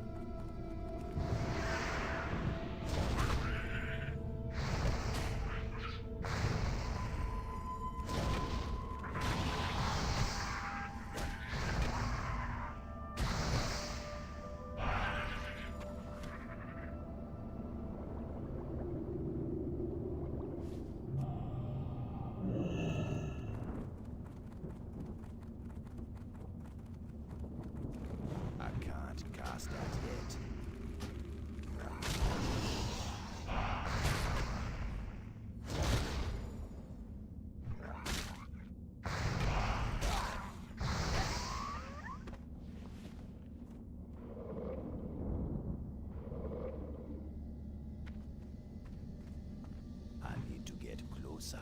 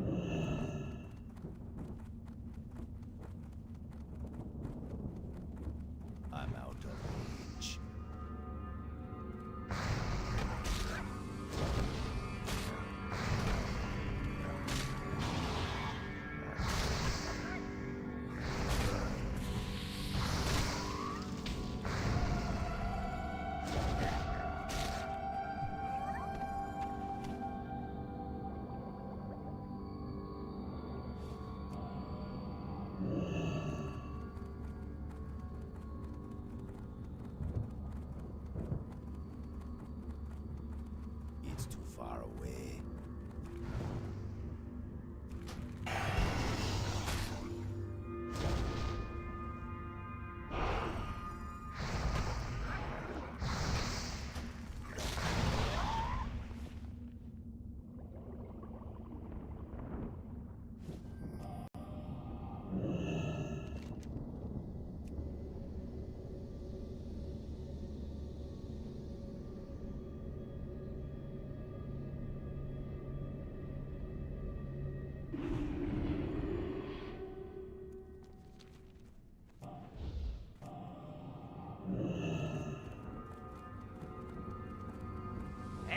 All right, then.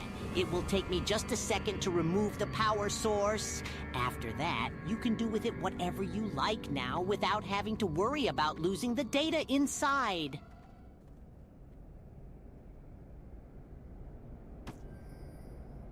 Be good.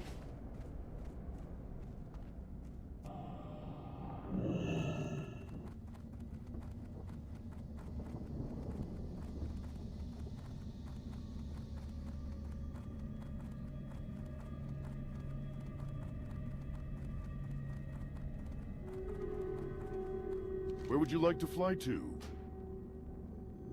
Be safe.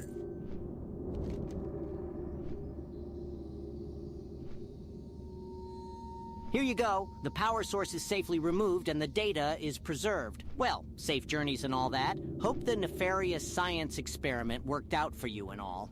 The Goblin turns away from you to attend to the demands of the Gadgets and Water Company. You secure the sealed testing kit for the journey back to the Undercity. Apothecary Xingja waits for you and the sealed field testing kit there.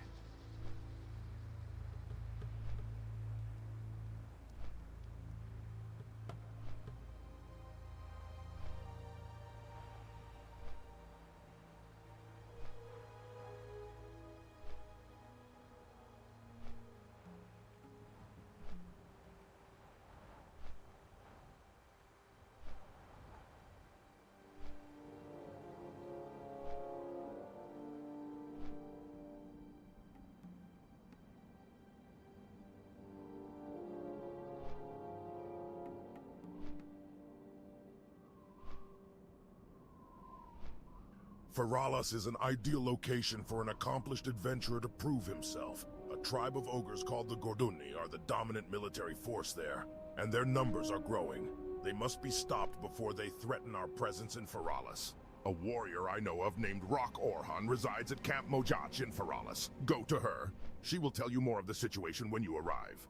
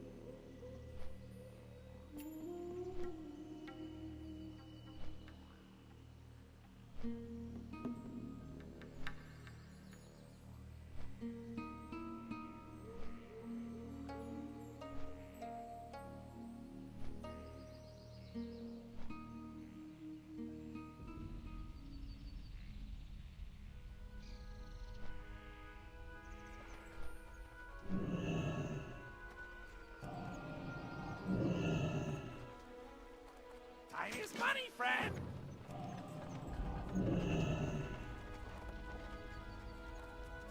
So Belgrum sent you. You are just in time, person. Let me explain the situation, and then you can decide if you are up to the challenge. But if Belgrum sent you, I am sure your courage is unquestionable. The effects of the Gorduni Ogre tribe can hardly go unnoticed in this area. Look around, adventurer! Their very presence scars this land. We must push them back before they expand even further into Feralis.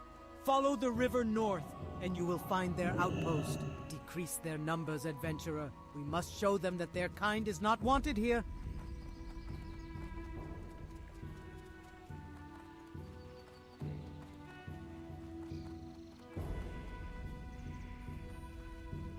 Well, we must ensure the survival of this camp at all costs, adventurer. Our enemies must not be given any quarter, for they would surely give us none were we to need it. Welcome to Camp Mojaji, brave adventurer. How may I assist you this day? The winds guide you.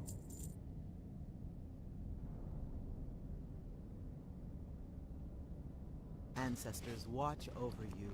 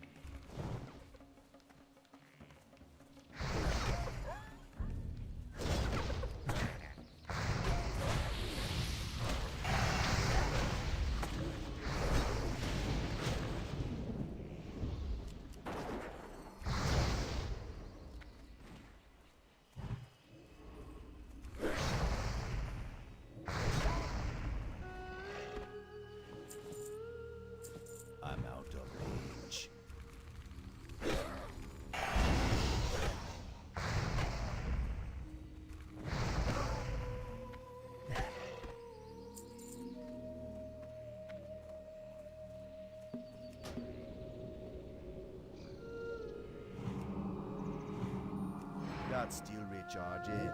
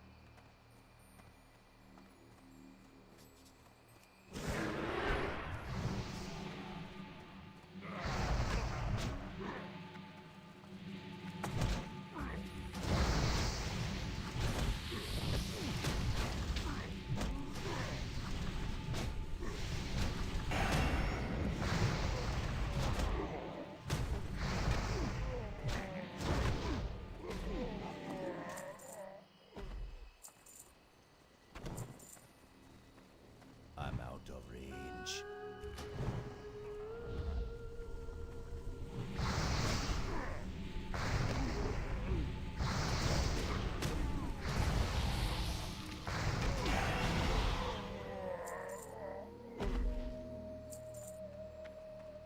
It's too far away.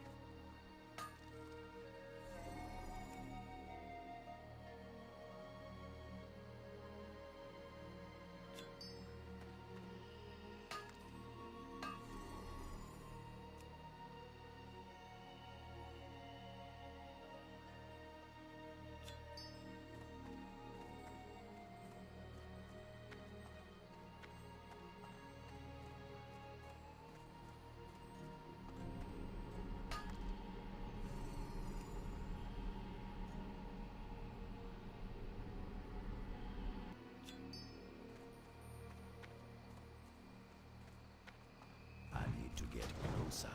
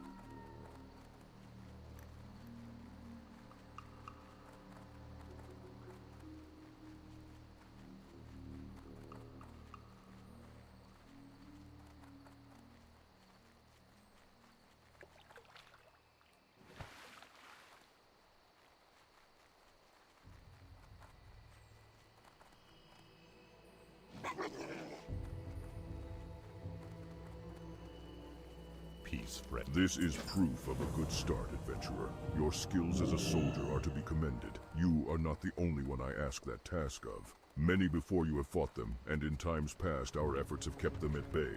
Recently, though, their attempts to push northward into our area of influence have increased dramatically. Their attacks have also become more savage, almost as if they were desperate.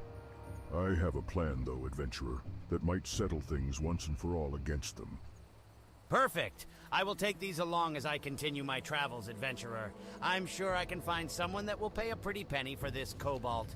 Here, take this for your trouble.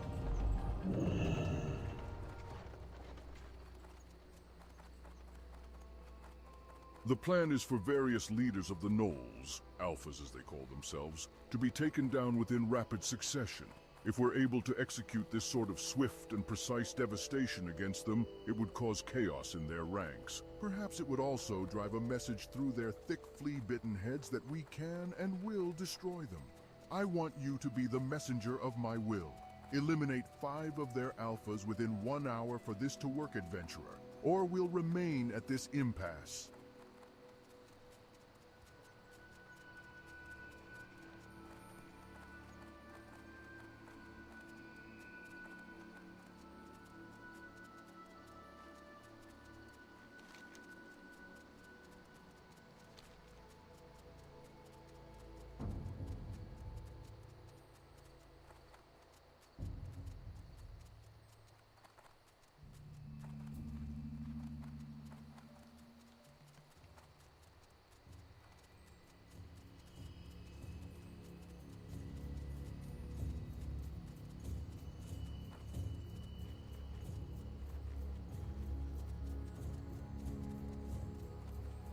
Greetings, traveler. Go in peace.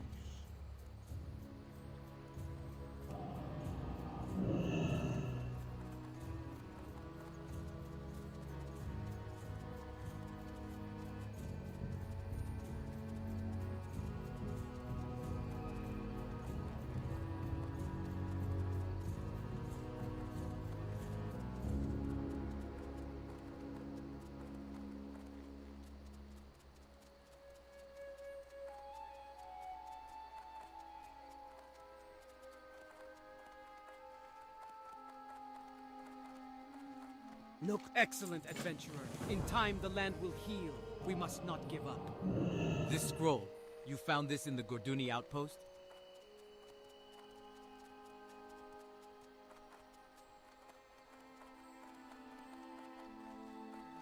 These seem to be plans for some sort of dark ceremony, adventurer. From what I can make out, this ritual is conducted by the Gorduni Mage Lords. Find one of these Mage Lords, and from him, gather an orb.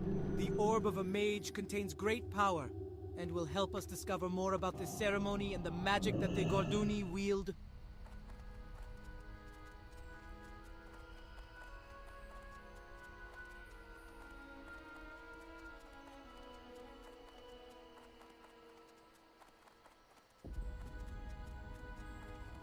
Now that you have proven that you are a true fighter, I trust that you possess the courage to continue with the task at hand. Travel to the high wilderness, southwest of here. There lie some abandoned and destroyed structures, on land that once belonged to the Night Elves. Look for these ruins, and when you see the withered trees and desecrated terrain, you will find the Gorduni. Push them back. These ogres are much stronger than the ones you faced previously, adventurer. Be aware.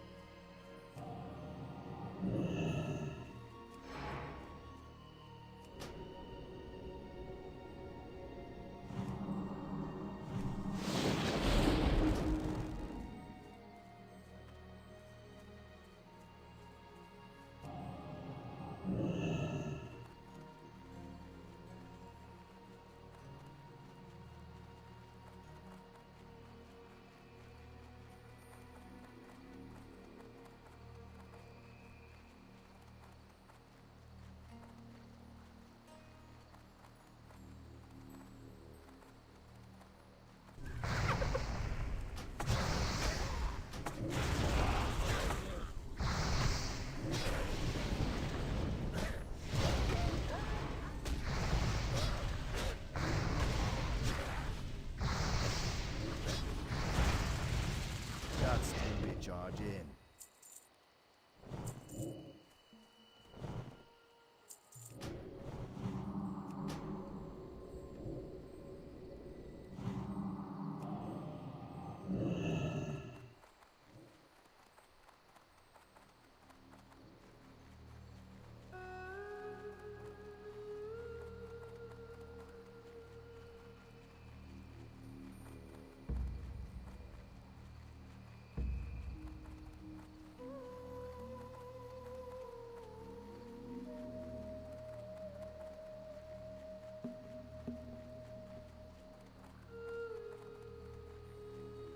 That spell isn't ready yet.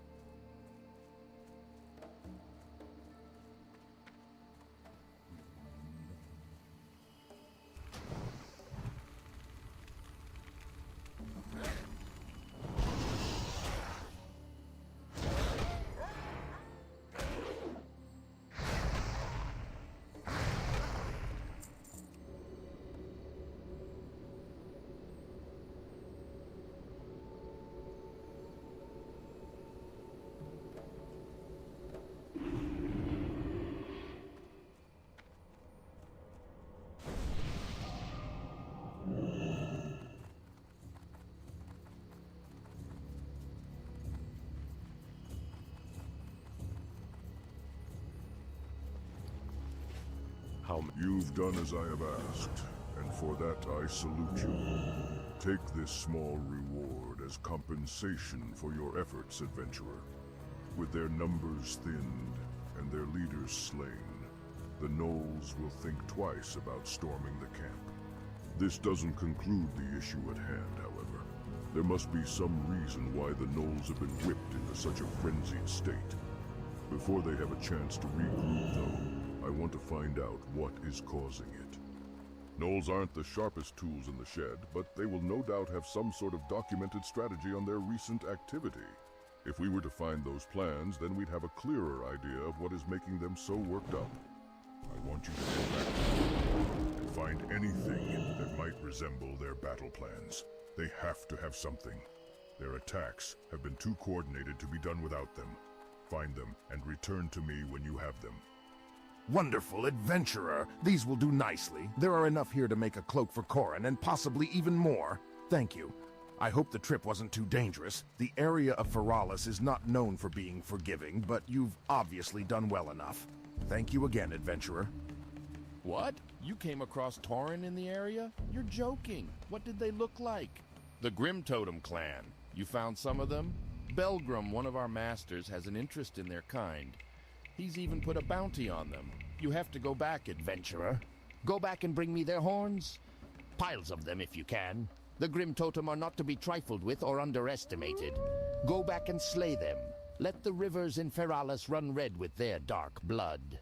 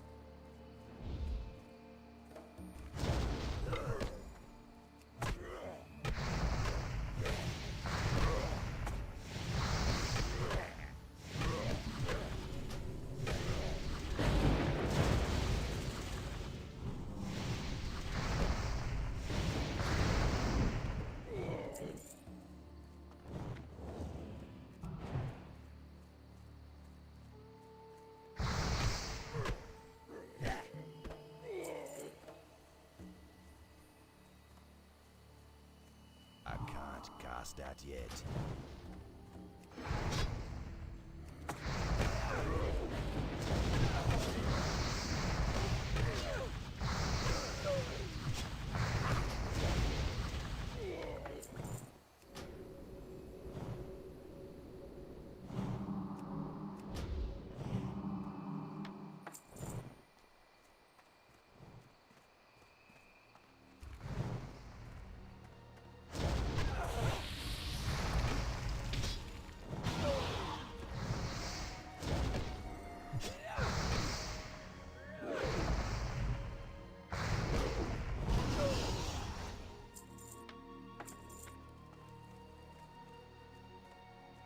That's the champion.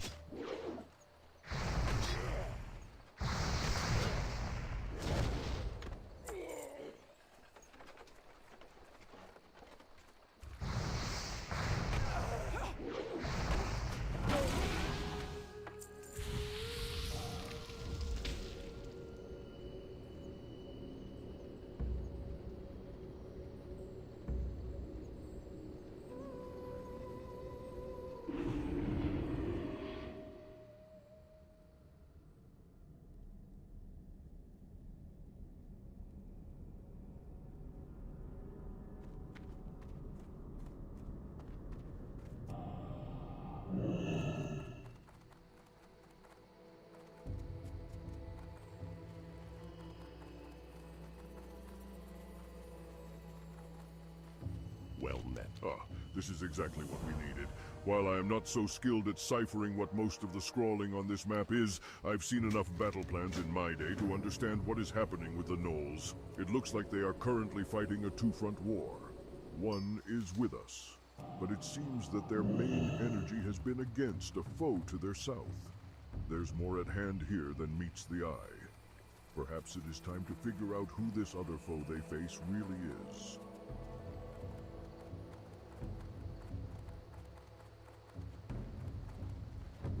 Look, these are good horns, adventurer. Well done. I'll take these from you, and be sure to tell Belgrum as soon as we return to Orgrimmar. You've helped me twice now, and for that, you have my mark. Perhaps in the future I can help you. Good luck to you.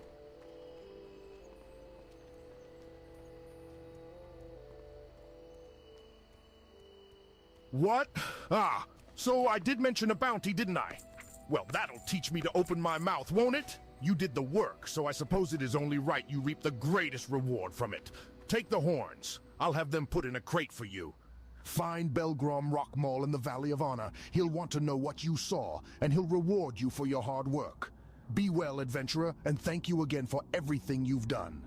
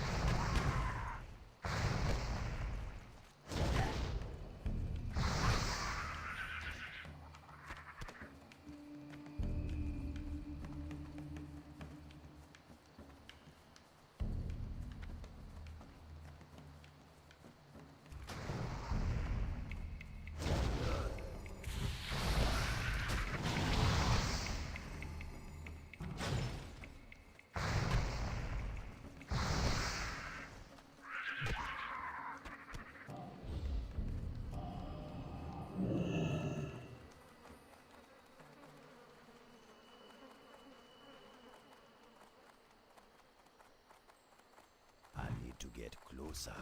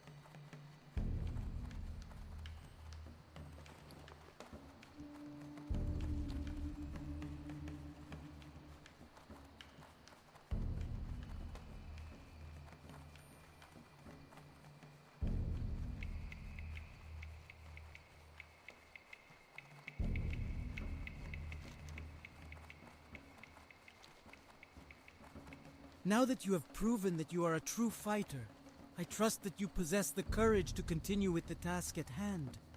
Travel to the high wilderness, southwest of here.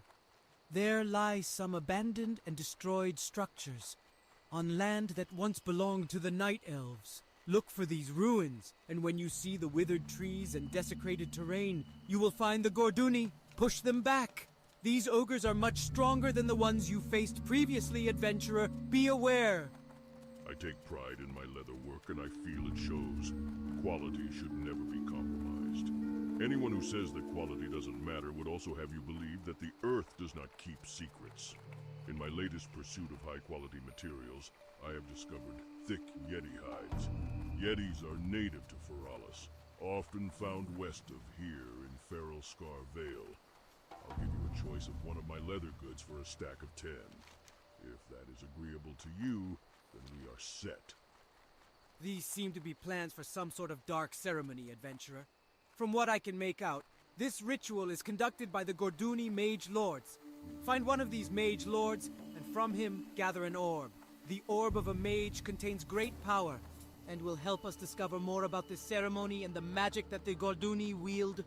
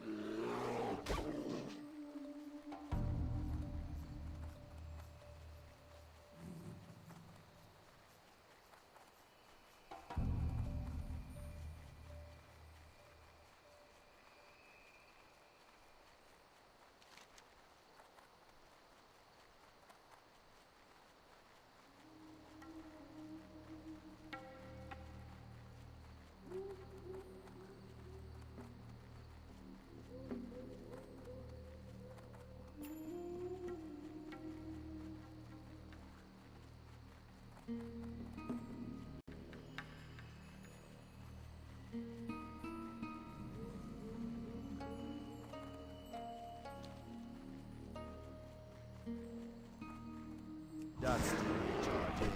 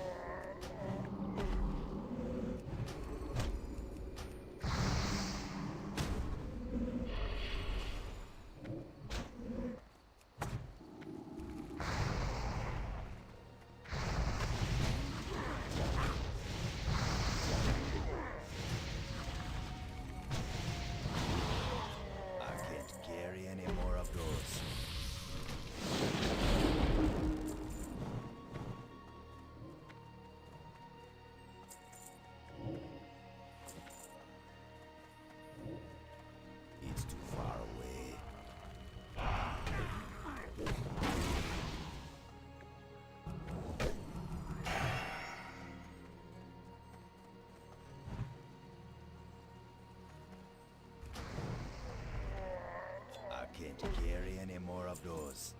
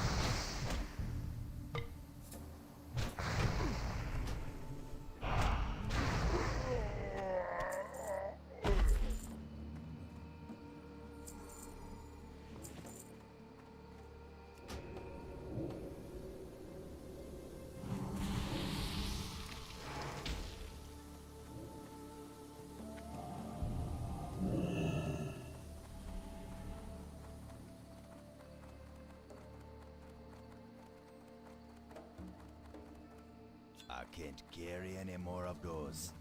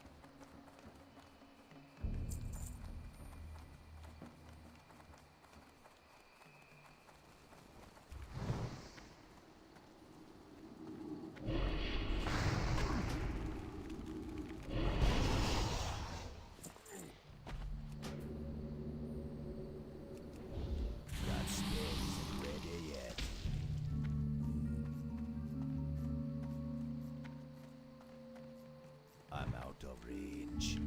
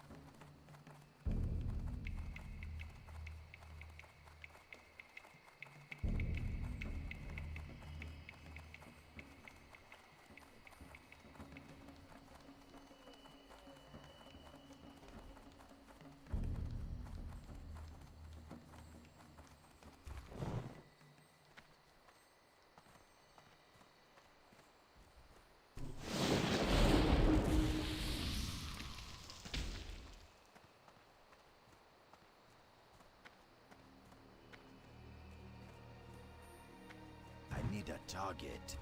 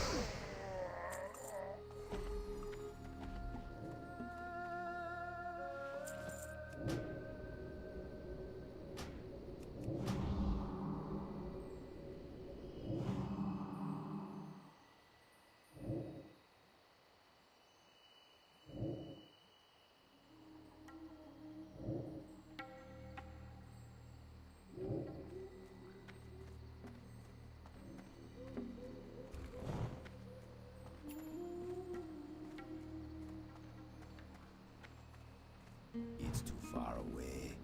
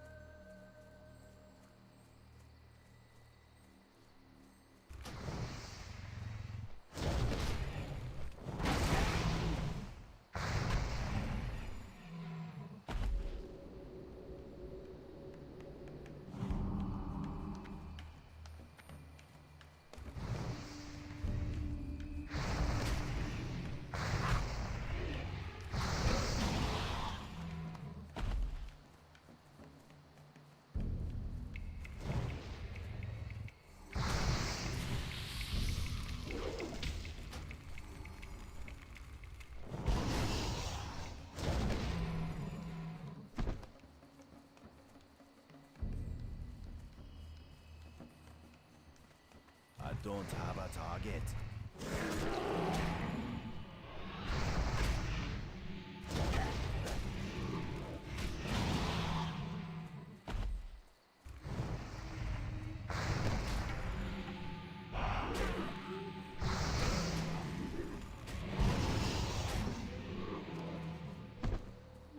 I need to get closer.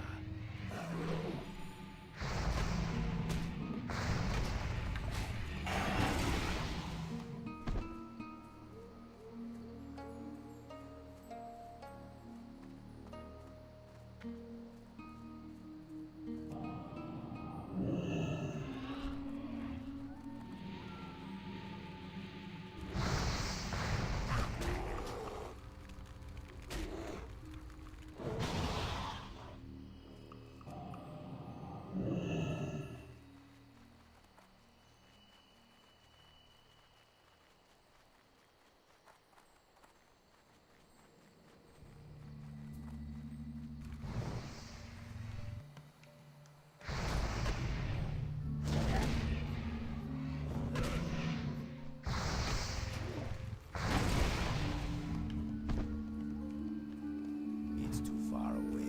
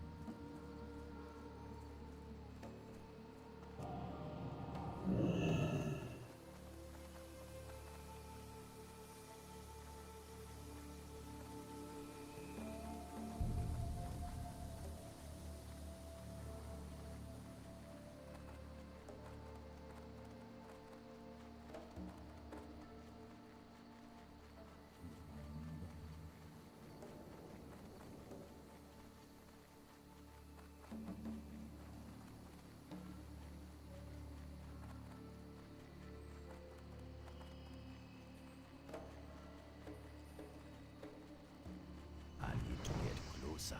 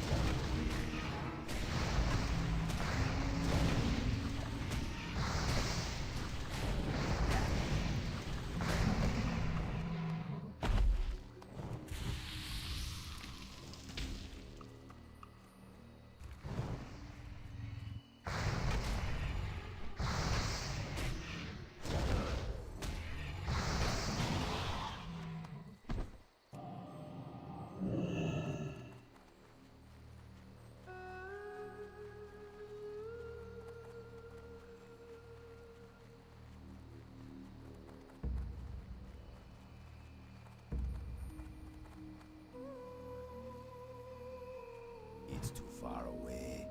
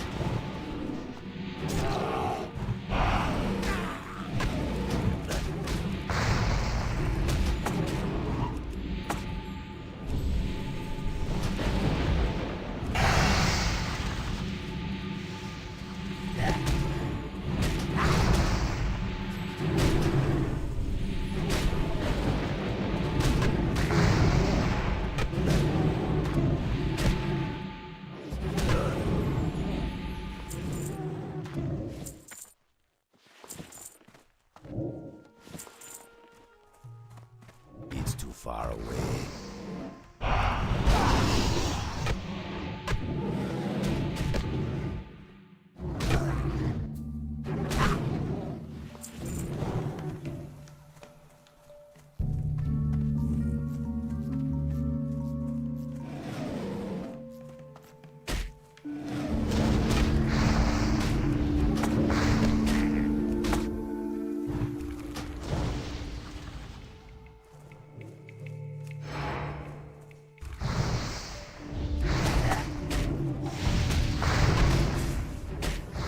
I need to target something first.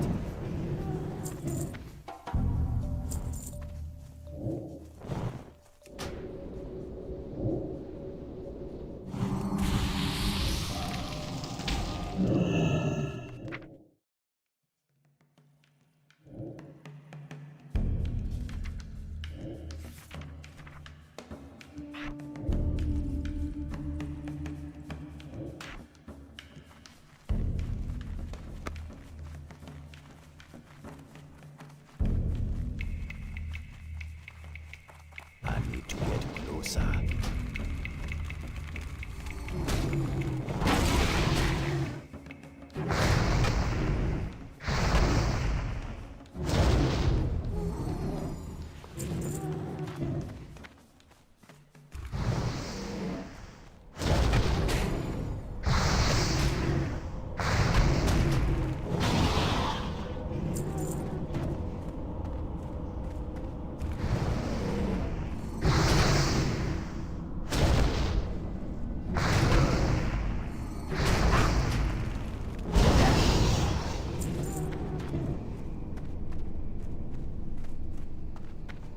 I'm out of range.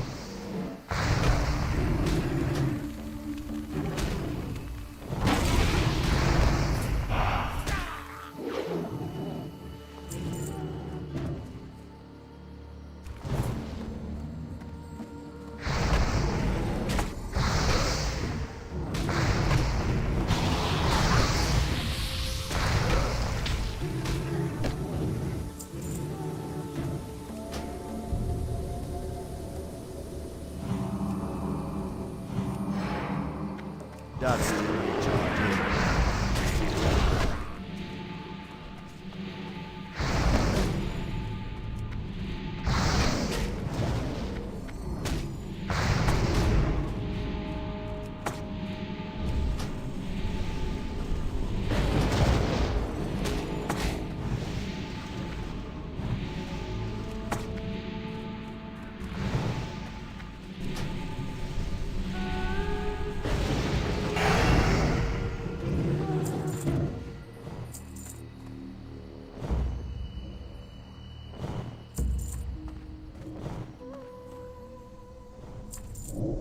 Inventory is full.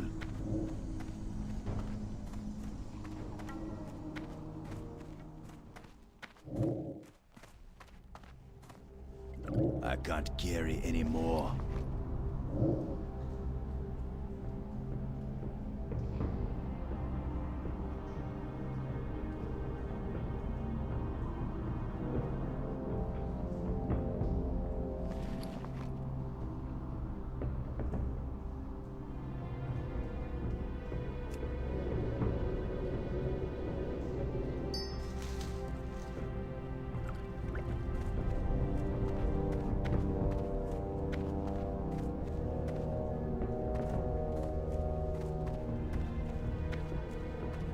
I need to get closer.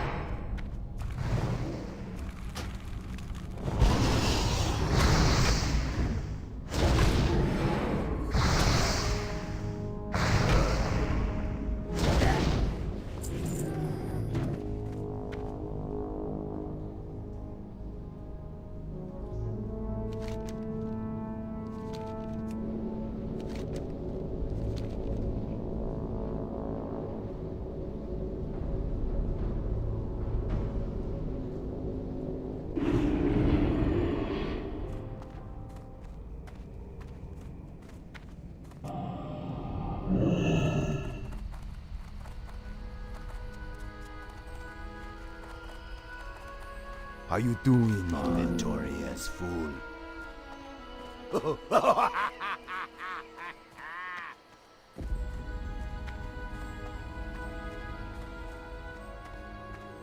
How may I aid you? May the eternal sun shine upon you. Relax. See ya later.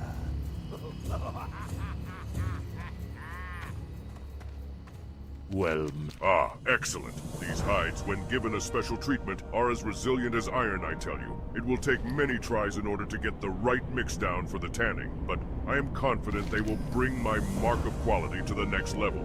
As for you, adventurer, your assistance has proven invaluable to me. Please take your choice from these items I have crafted. Hail. Well done, adventurer. Though the extensiveness of the Zukash presence will not be thwarted with anything less than a full-scale invasion, you have bought us some time so we can devise a proper strategy. I will be sure to have these carapaces analyzed. We'll need to learn everything about them before we deal with what has unfortunately turned into a much larger issue than we had anticipated. Impressive, adventurer. Most impressive. If Stinglasher is indeed one of their strongest creatures, the study of the beast will prove to be quite valuable in time. It's now my charge to make sure we defend ourselves long enough to take advantage of it. Please accept this coin bounty as a token of the entire camp's thanks, adventurer. Well done. You've proven yourself to be a trustworthy and dependable ally, adventurer. This orb will provide us with more information about the Gorduni, which we will then use in planning their downfall, adventurer.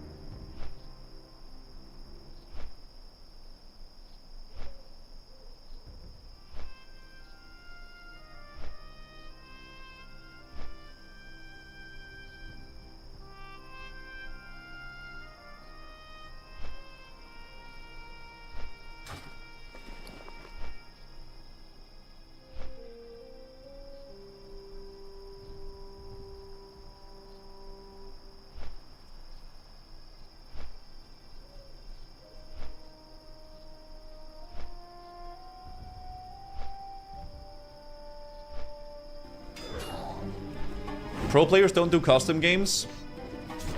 I mean, I don't know, maybe it's a fun pastime, I'm not sure.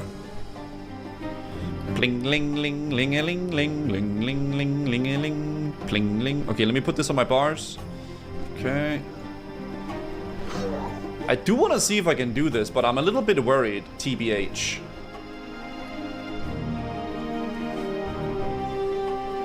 But if I pop retaliation, man, I feel like I should crank, right? No? Am I crazy?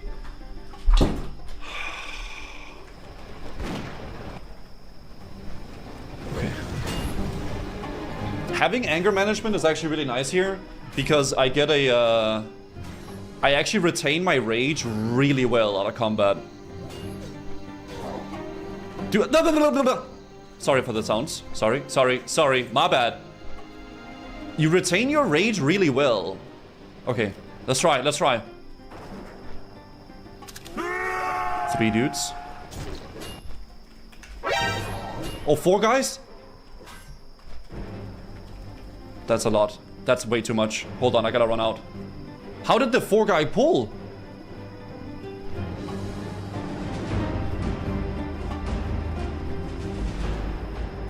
Are the boys still coming?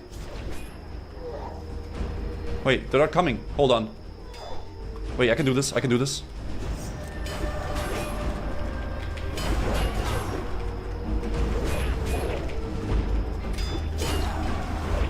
Whole respawns.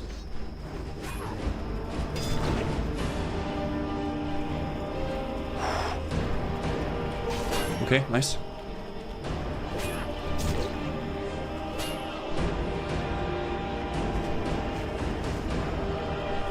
One take only.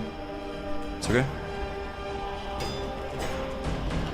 It hit, nice. Holy shit. Okay, the 4th mob was not a part of the original leash.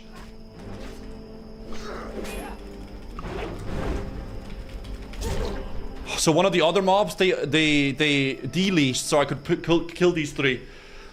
Whew, okay, I gotta go back in now and get the Tear of the Moons, guys. We are getting respawn, so we're gonna have to like kind of re-clear, which is really annoying.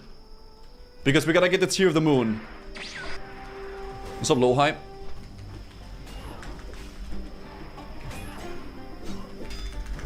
Look at that overpower though, it's so hot.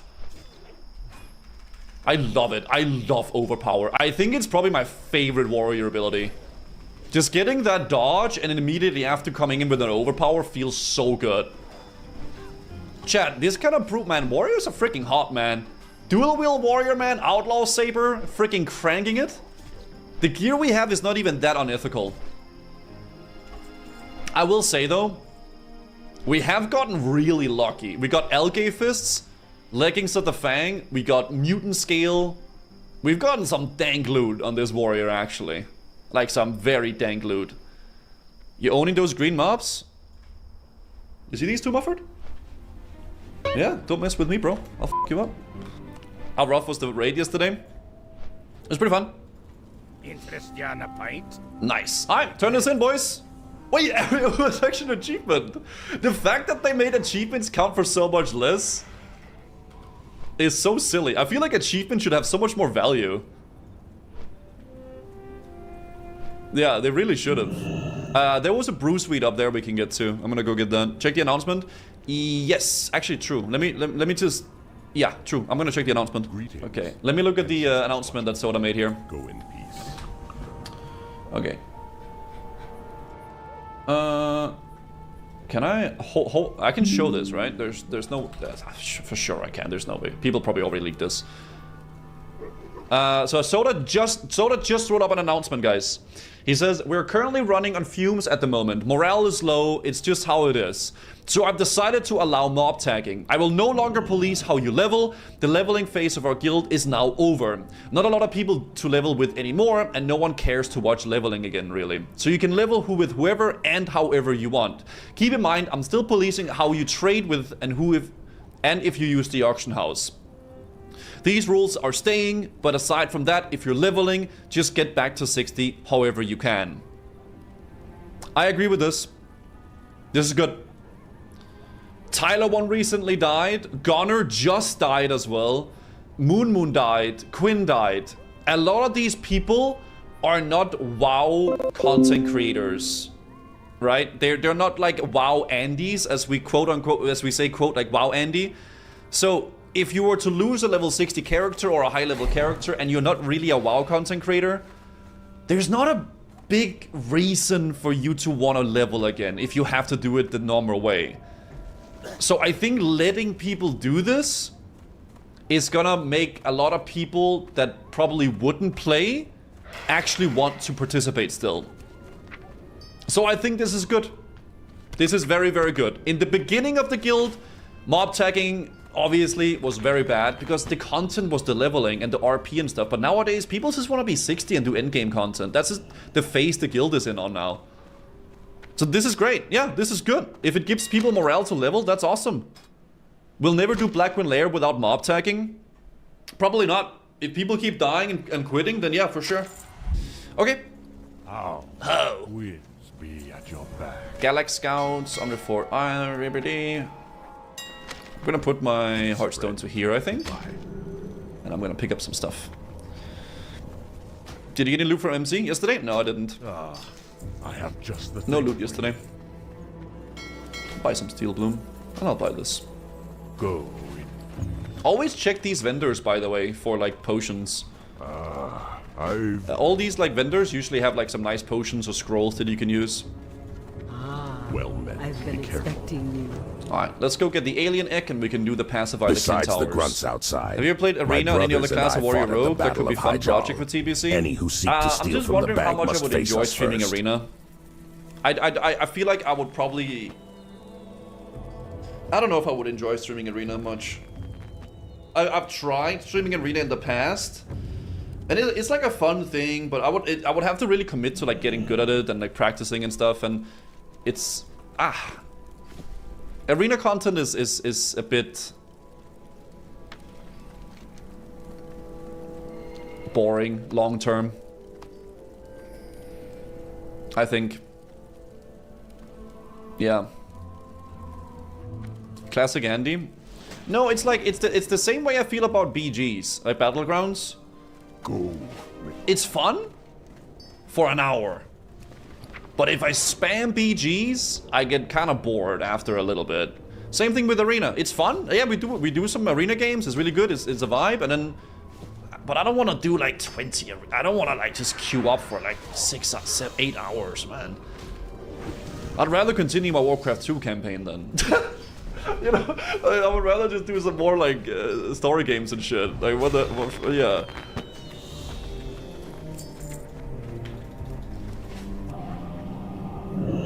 Alright, let's pick up the alien egg. This quest is so free, I love it. We can also do the ore sample. We can try to get the ore sample now, actually. Let's get that. Bring that down here. Oh, for helvete, this guy has freaking frost bolt. Dude, look at him, man! What is this?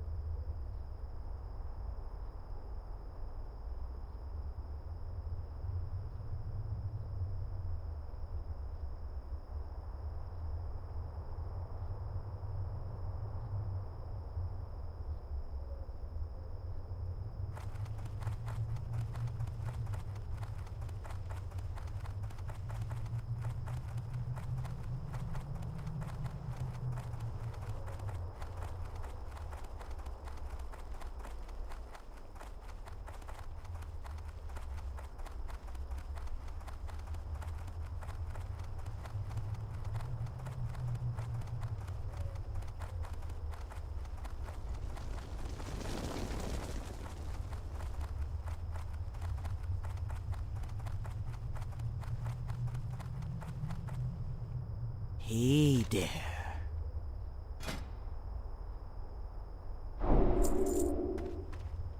And a good day to you, brave adventurer. I know you'll be looking for a fine steed. There's no finer steed than a raptor under your reins. Let me tell you, $G, mon sis. Take a look at the ones I got to offer. Bred from the fierce stock anywhere.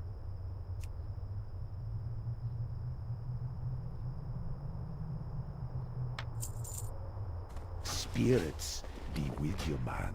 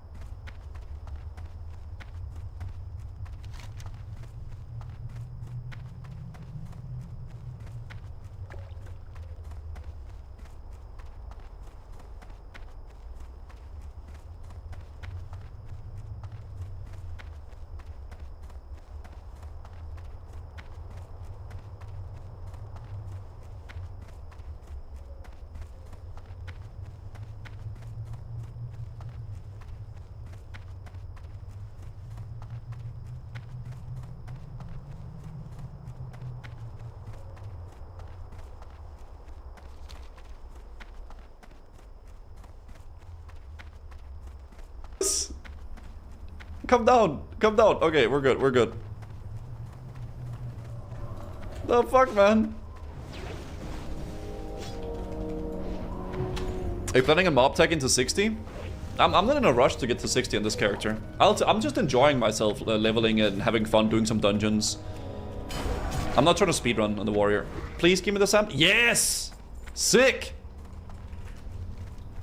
Let's do the test of faith and then we can do pacify the Kentowers.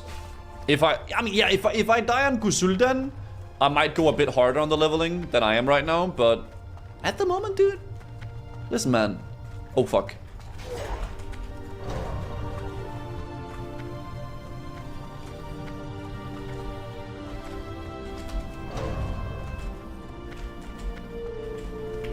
At the moment, man, turning off the streams, doing a bit of React, having fun with that, leveling my warrior a bit, and then doing some variety content. That's a good ass vibe right now. I'm really enjoying that shit. Okay. How do I feel about mob tagging? I think it's fine. Yeah. Do I ever eat IRL? No, I don't enjoy food. I just don't eat. Also, what the f am I doing? Did I just pull a mob with... Okay, I think these weapons are getting a bit to my head, boys. I don't know what I just did, by the way. That was just straight up freaking... Holy shit. That was straight up autopilot mode there. Okay. My bad. My bad, my bad, my bad. Warrior brain. I think I'm getting an ego right now on the warrior, and it's actually bad. Definitely getting a bit of an ego. Do you think Quinn will go again? Allegedly he did. People in chat were saying he went again.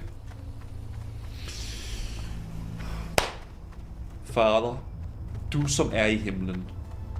Må du ikke bogge den her quest, så jeg dør og falder ned og brækker mine ben. Amen. Ah! Oh, okay, we're fine. I have actually seen some people bug out this quest and die. What brings you here? Go in peace. Granka's Claw.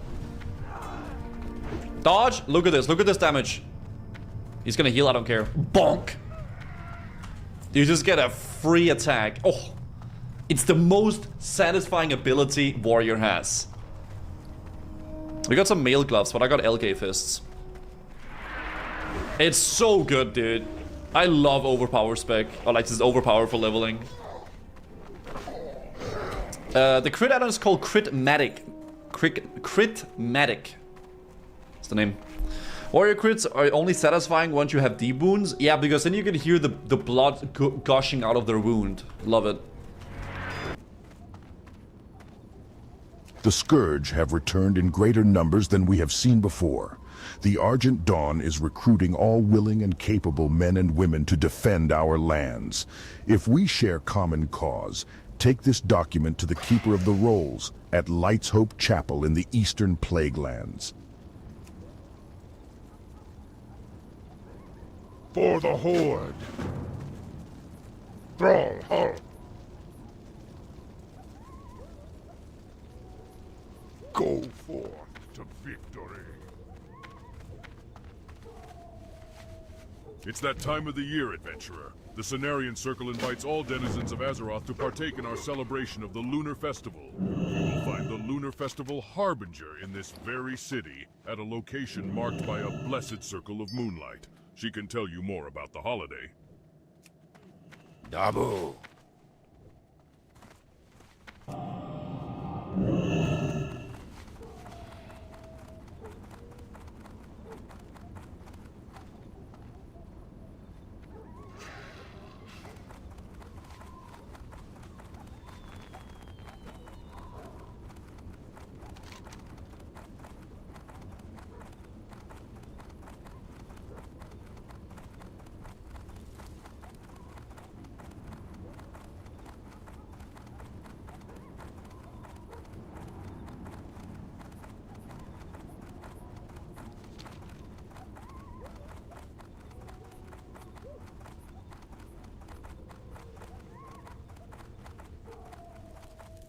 These are dangerous times, person. An ancient evil is rising, and it cares not if you're Horde or Alliance.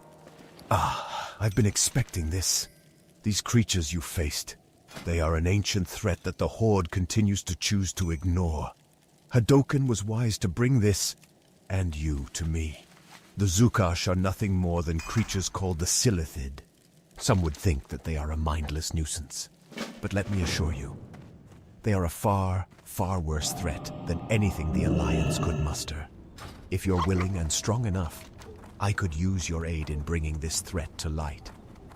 It would seem that the Silithid's intent, nay reason for being, is to devour everything in their path that is not of their ecology.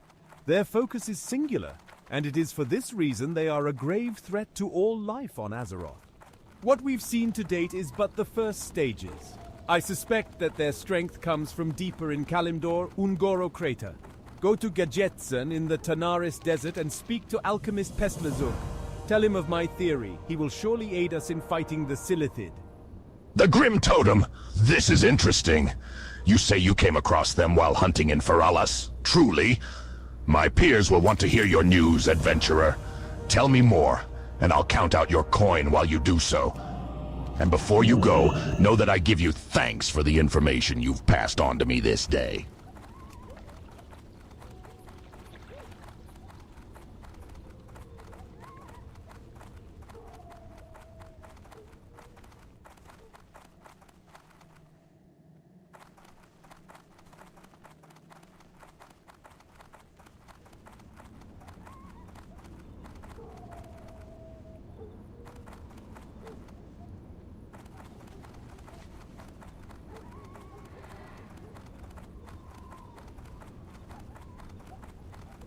What can I help you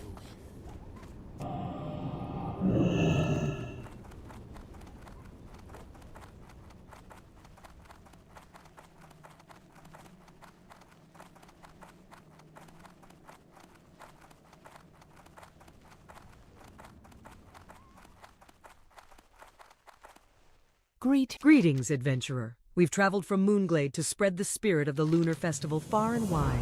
Won't you join us in our celebration? Welcome, adventurer.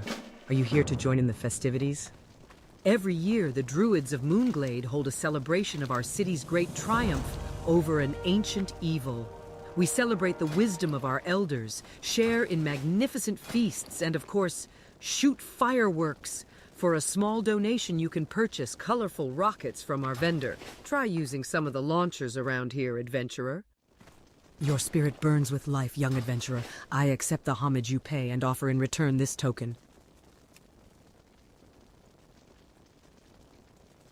What brings you here?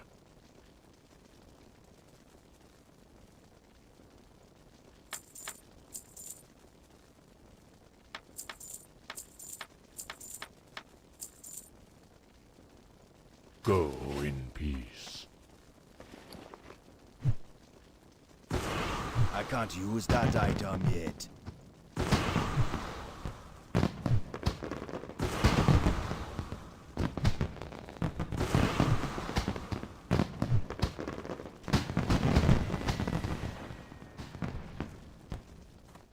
Well met. Well done, adventurer. Now that you're in the spirit of things, why don't you take this invitation to the festival in Moonglade? It's quite an enjoyable celebration, if you have the time to spare. We share food, drink, stories, and of course, more fireworks. Open the invitation while standing inside the circle of greater moonlight, and you'll be transported to Moonglade. Now that you have your lunar festival invitation, you may travel to Moonglade. There you will find many revelers, and in the village of Nighthaven, Valadar Starsong and his sister Fariel await those eager to participate in the celebration. Travel to Moonglade through the greater moonlight and speak with Valadar Starsong. See what prizes you might gain during the festival. This pendant was crafted with great skill and precision, adventurer. No orc would covet such a jewel, but many humans would. I will have this pendant studied. In time, let us hope that its mysteries will be revealed to us. It will take time for our scholars to study the pendant you brought us, but for your service to the Horde, I would like to offer you a small token. Thank you, adventurer. Your acts bring honor to you and to us.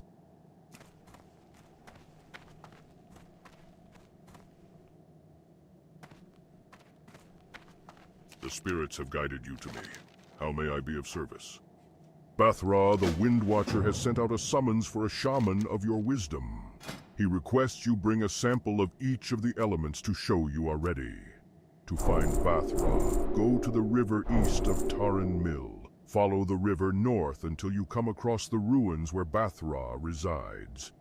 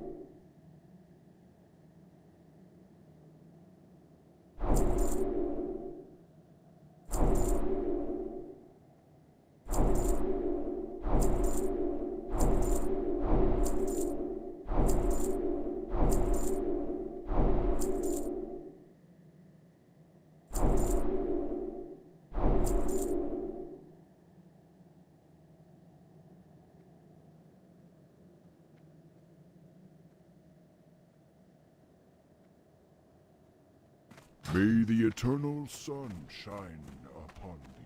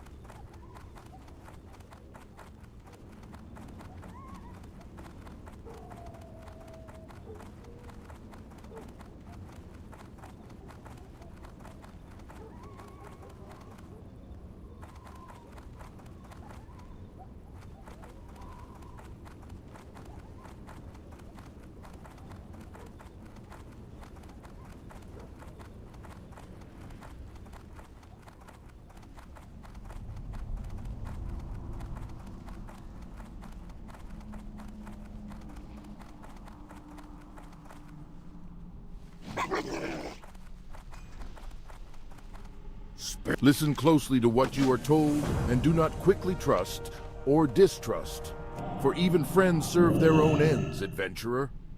Our great war chief knows this, and to prove that there are warlocks within the Horde who do not wish to destroy it from within, or gain control over it, I have volunteered to aid our young leader in any way I can. I have been waiting for Uzeri to deliver this.